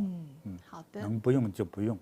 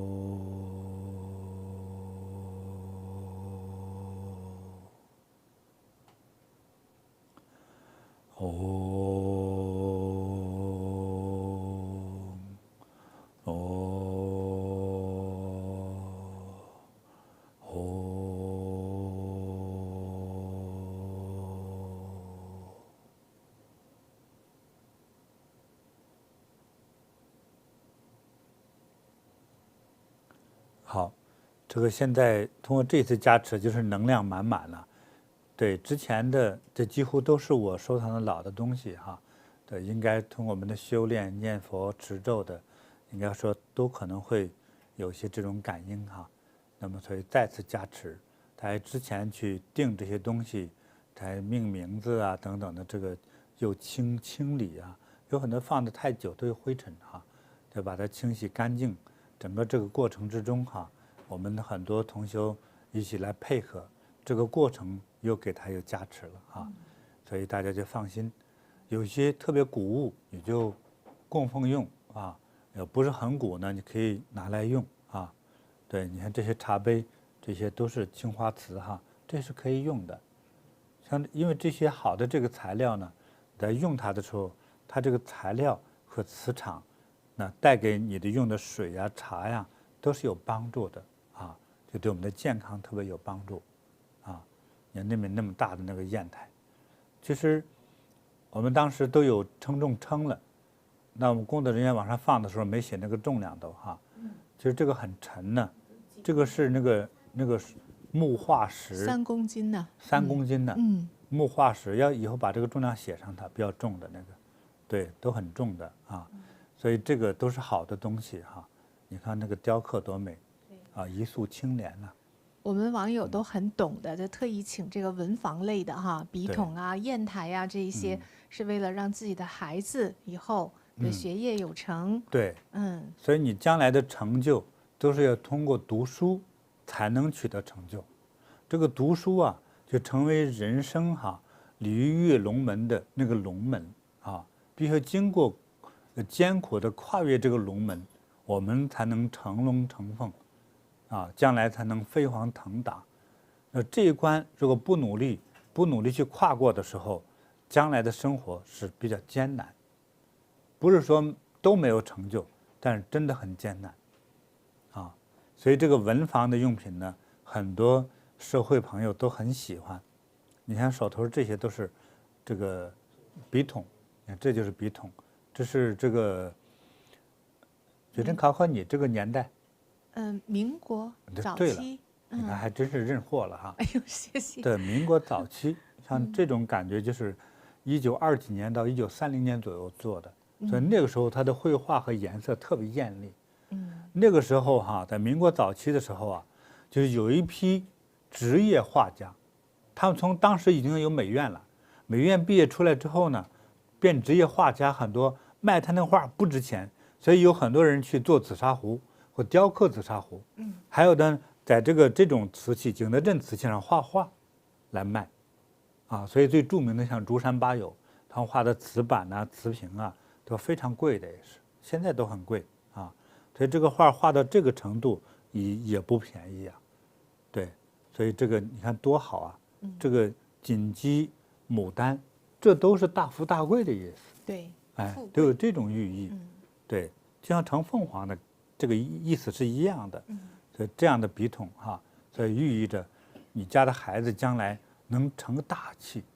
对，那还有你看这个印，这次我们推出了一个收藏的印，上头没有印纹的哈，对，这也是这个意思，大龙印，就是放上去不到10分钟，就有眼尖的朋友就给他请了，这么大，你这么大看看，对，大石头印，你都不知道有多大，是吧？这个石头是透明的呀，用手电一照都透光，你看多好啊，真是眼尖手快啊，对，真好啊，还有啥宝物给大家介绍的嘞？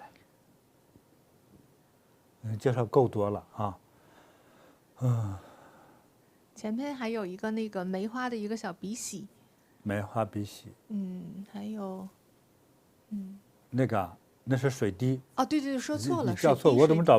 对对对，我说鼻息错了，找不着呢？水滴水滴，没有文化真可怕呀！对，这个也是文房类的，对，你看这个多好看，你看看多好看，真的，而且这个底下有款呢，叫白玉斋，这个小水壶哈，就是研墨的时候往下滴水的，你看，有一个叫白王斋，实际上是白玉斋啊，对，上头特别精美，你看，这种整个青花色的梅花，那个加水呢从这里加进去，这里有个孔加进去，很小，它没有盖子，这里是口嘛，所以用手呢堵住这个口，往外滴水，所以叫水滴，就是研墨的时候滴水。你倒水多了之后没法写了，是吧？水太多太稀，颜色太稀不行，所以你看这都是文人用的，啊，多漂亮，手捏出来啊，所以人家的手艺多好啊！手捏出来的哈。当然啦，那个时候哪有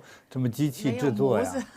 有模子，这个不是模子做的，是手工做的。哇，梅花非常精美。这就是提醒孩子们哈，那叫10年寒窗，满之后呢，你才会绽放出那种清香和艳丽啊。对，就是梅花香自苦寒来啊。真好。我们网友想请师傅再介绍一下那个小茶碗儿，就有2套其实。哦。这小茶碗就是青花高士图啊，就是上头有这个画的那个老人呢。过去通常这个老人都是指高士，高士是什么意思呢？世外高人，就是这个意思，就是饱读诗书啊，知天下事啊。但是不理朝政，啊，浪迹于江湖，隐居于山林者，即是高士啊。对，他大概是这个意思。所以有的时候有高士对弈图，就是在那下棋，啊，高士这个应该说品茶图啊，对，还有坐在松树底下看天看鸟的，对，还袒胸露臂在底下打坐的都有。对，高士各种各样。还有高士骑驴，啊，叫做探雪寻梅图，就是一个老爷爷，啊，坐在一匹驴上的，后头跟着个童子，童子呢担着2箱书，啊，那个大山上都是雪，那就是其实叫踏雪寻梅啊，踏雪寻梅图，就不怕山中有雪，啊，但求山中有梅开啊，是这种，就是忘记世间烦恼事，啊，就是快到深山去隐居啊，之前我讲过独雕寒江雪，就这样的意境，就看透世间这一切红尘哈，反而才高八斗，最后回归于山林之间，啊，陶冶自己的心胸与情操，对，所以就像那个庄子那种状态一样，逍遥，对。所以踏雪寻梅和踏雪无痕有共同之处吧？是，对对对，像这个老茶杯哈，我非常值得一介绍。这些老茶杯图案无所谓啊，更重要是这些材质，好多人根本想不到，因为我们的这个理科理性型思维太过浓重，但是高科技性思维几乎没有。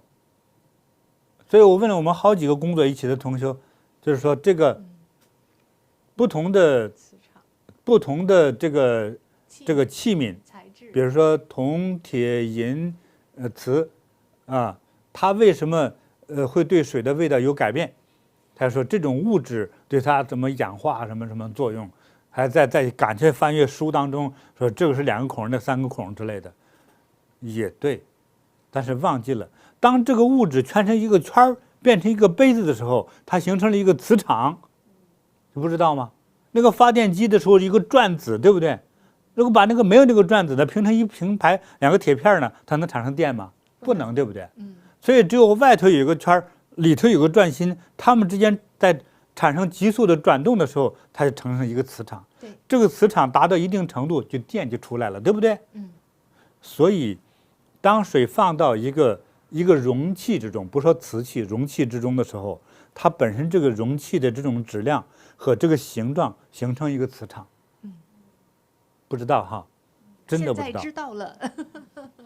还有在流动的长江水、黄河水，还有湖里的水，很多舀起来喝的时候不好喝。怎么样好喝呢？想学吗？想。网友肯定想学，你们跟我久了就不想学了。想。很简单了，你拿这个水装在一个壶里头，拿这个壶呢，那个壶的带长一点，就这么甩着圈抡它几十圈之后，再倒出喝来。你可以装2壶啊，有一壶没有抡过，有一壶抡过36圈之后，你再对比，抡过36圈的这个水，一定是非常的叫做甜美啊，反正饮用的感觉特别好。那个呢，就是可能有散状的，像喝水沙子一样的感觉。你知道为啥吗？它就是经过不同的运动，它的水的那个分子排列都会进行改变，这个我们无法理解的。所以想把水软化，就要进行了离心运动。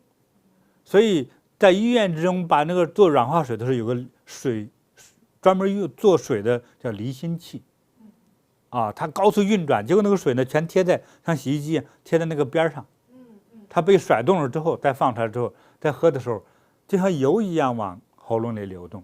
过去水到了嘴里像散沙一样，那种就是那像那个散水不好喝，煮了茶也难喝，容易发苦。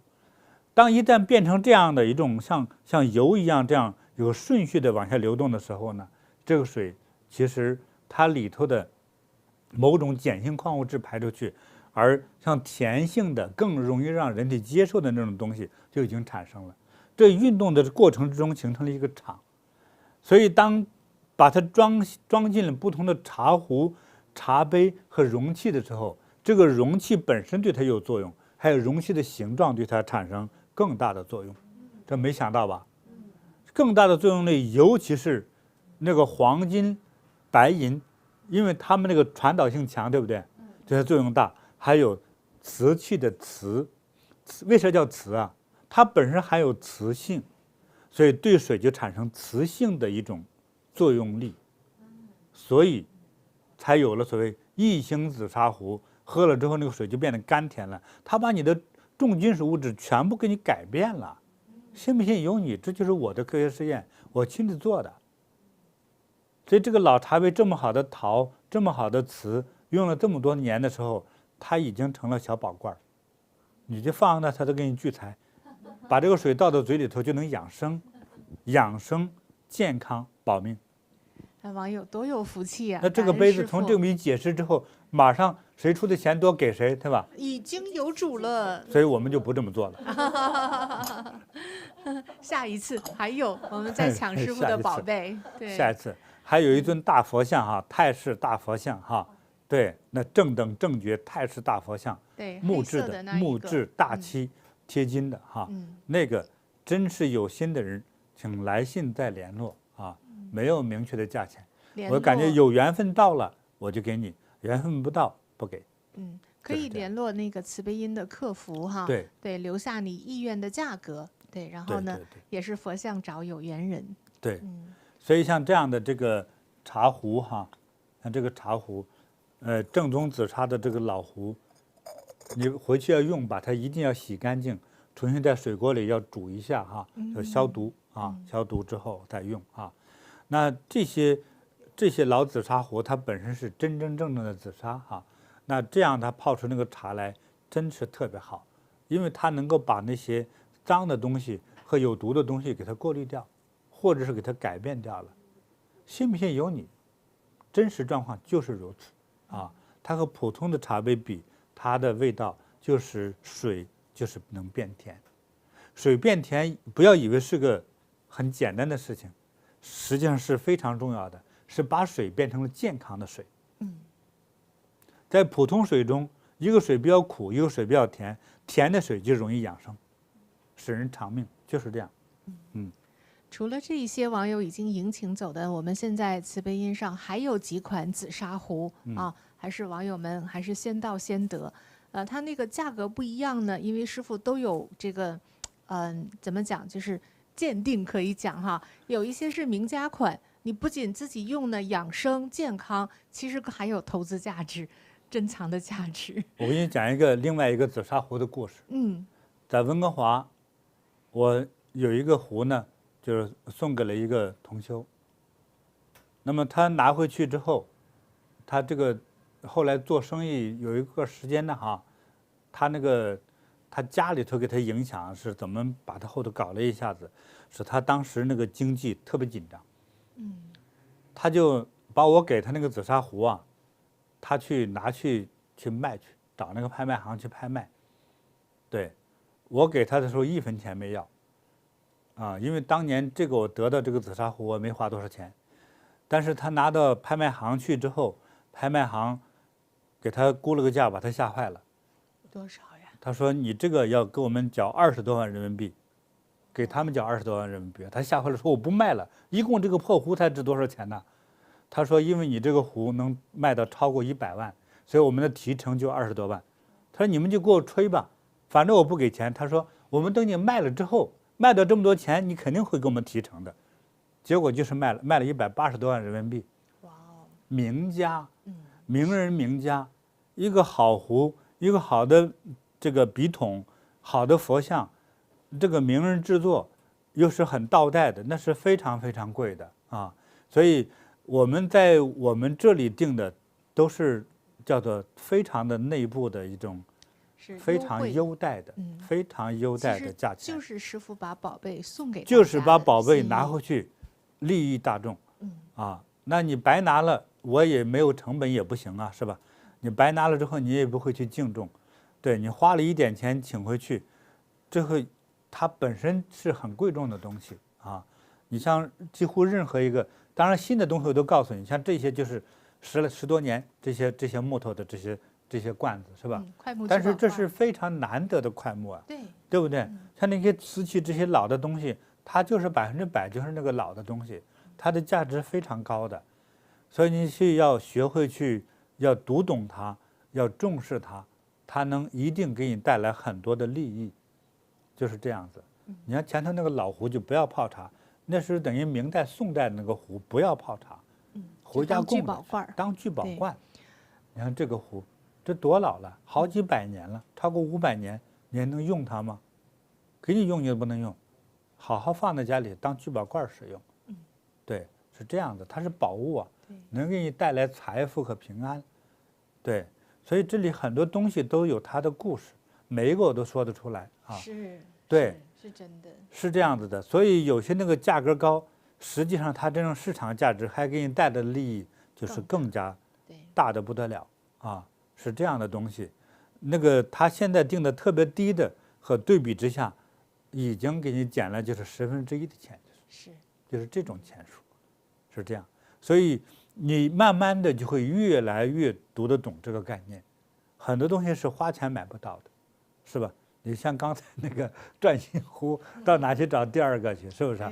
对，你看这个老葫芦，这好几百年这葫芦成这样子了，到哪去找第二个去？很难很难的。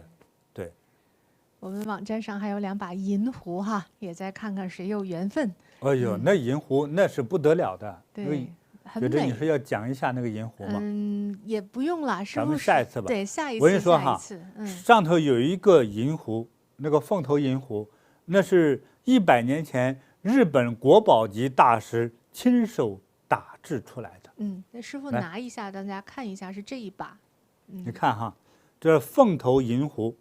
凤头银壶，来把名字告诉大家。明月昌晴，啊，是100年前日本皇家认可的制壶大师，啊，就是超级制壶大师，这是纯银手工打制的，啊，对，这个在那些国外的那些大的那个拍卖市场上，那是非常非常贵的，非常贵的啊。这个就是那叫那种高级收藏人士收藏用的东西啊。只是说给大家去见识，放那里是一个尝试。你真有那个缘分，就请回去。我不多，就2把，请了1把就少1把。它在世界上流传一共有200来把而已，就是这样，非常的少见的、罕见的，对，所以能给你带来好处。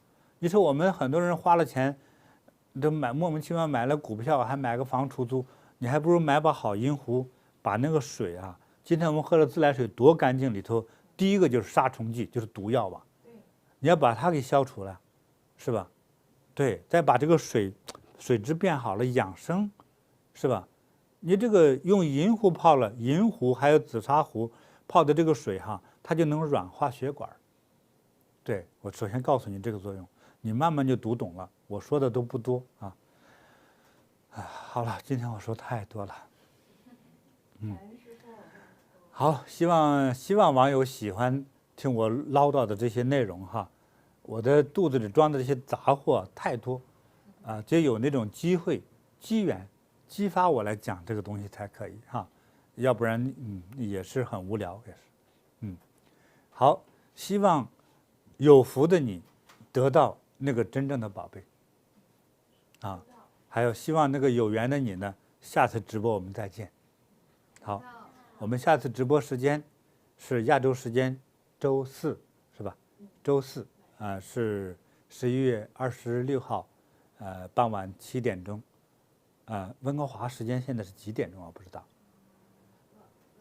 凌晨吧，凌晨3、4点钟哈。好，那个细节那个温哥华的时间呢，要看我们的预告时间哈，你现在查一下就可以。好，祝福所有的朋友健康快乐。吉祥平安，收到。我们下次再见。感恩师父。好。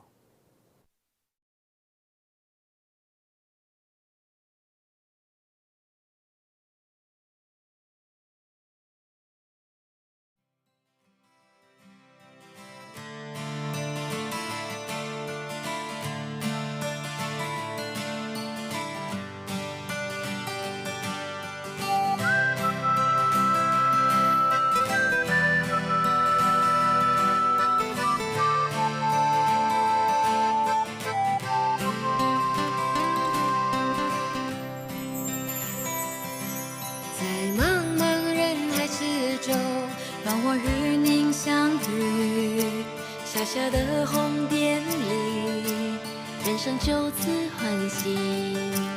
我快乐了，我健康了，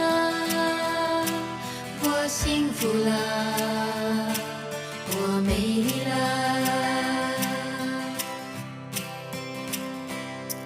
在茫茫人海之中，让我与你相遇。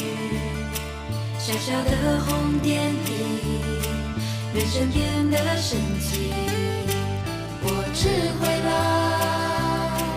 我宽容了，我慈悲了，我自在了。因为有了你，生命变得更坚定，不忧忧无虑。因为有了你，日子不再有哭泣，不再有恐惧。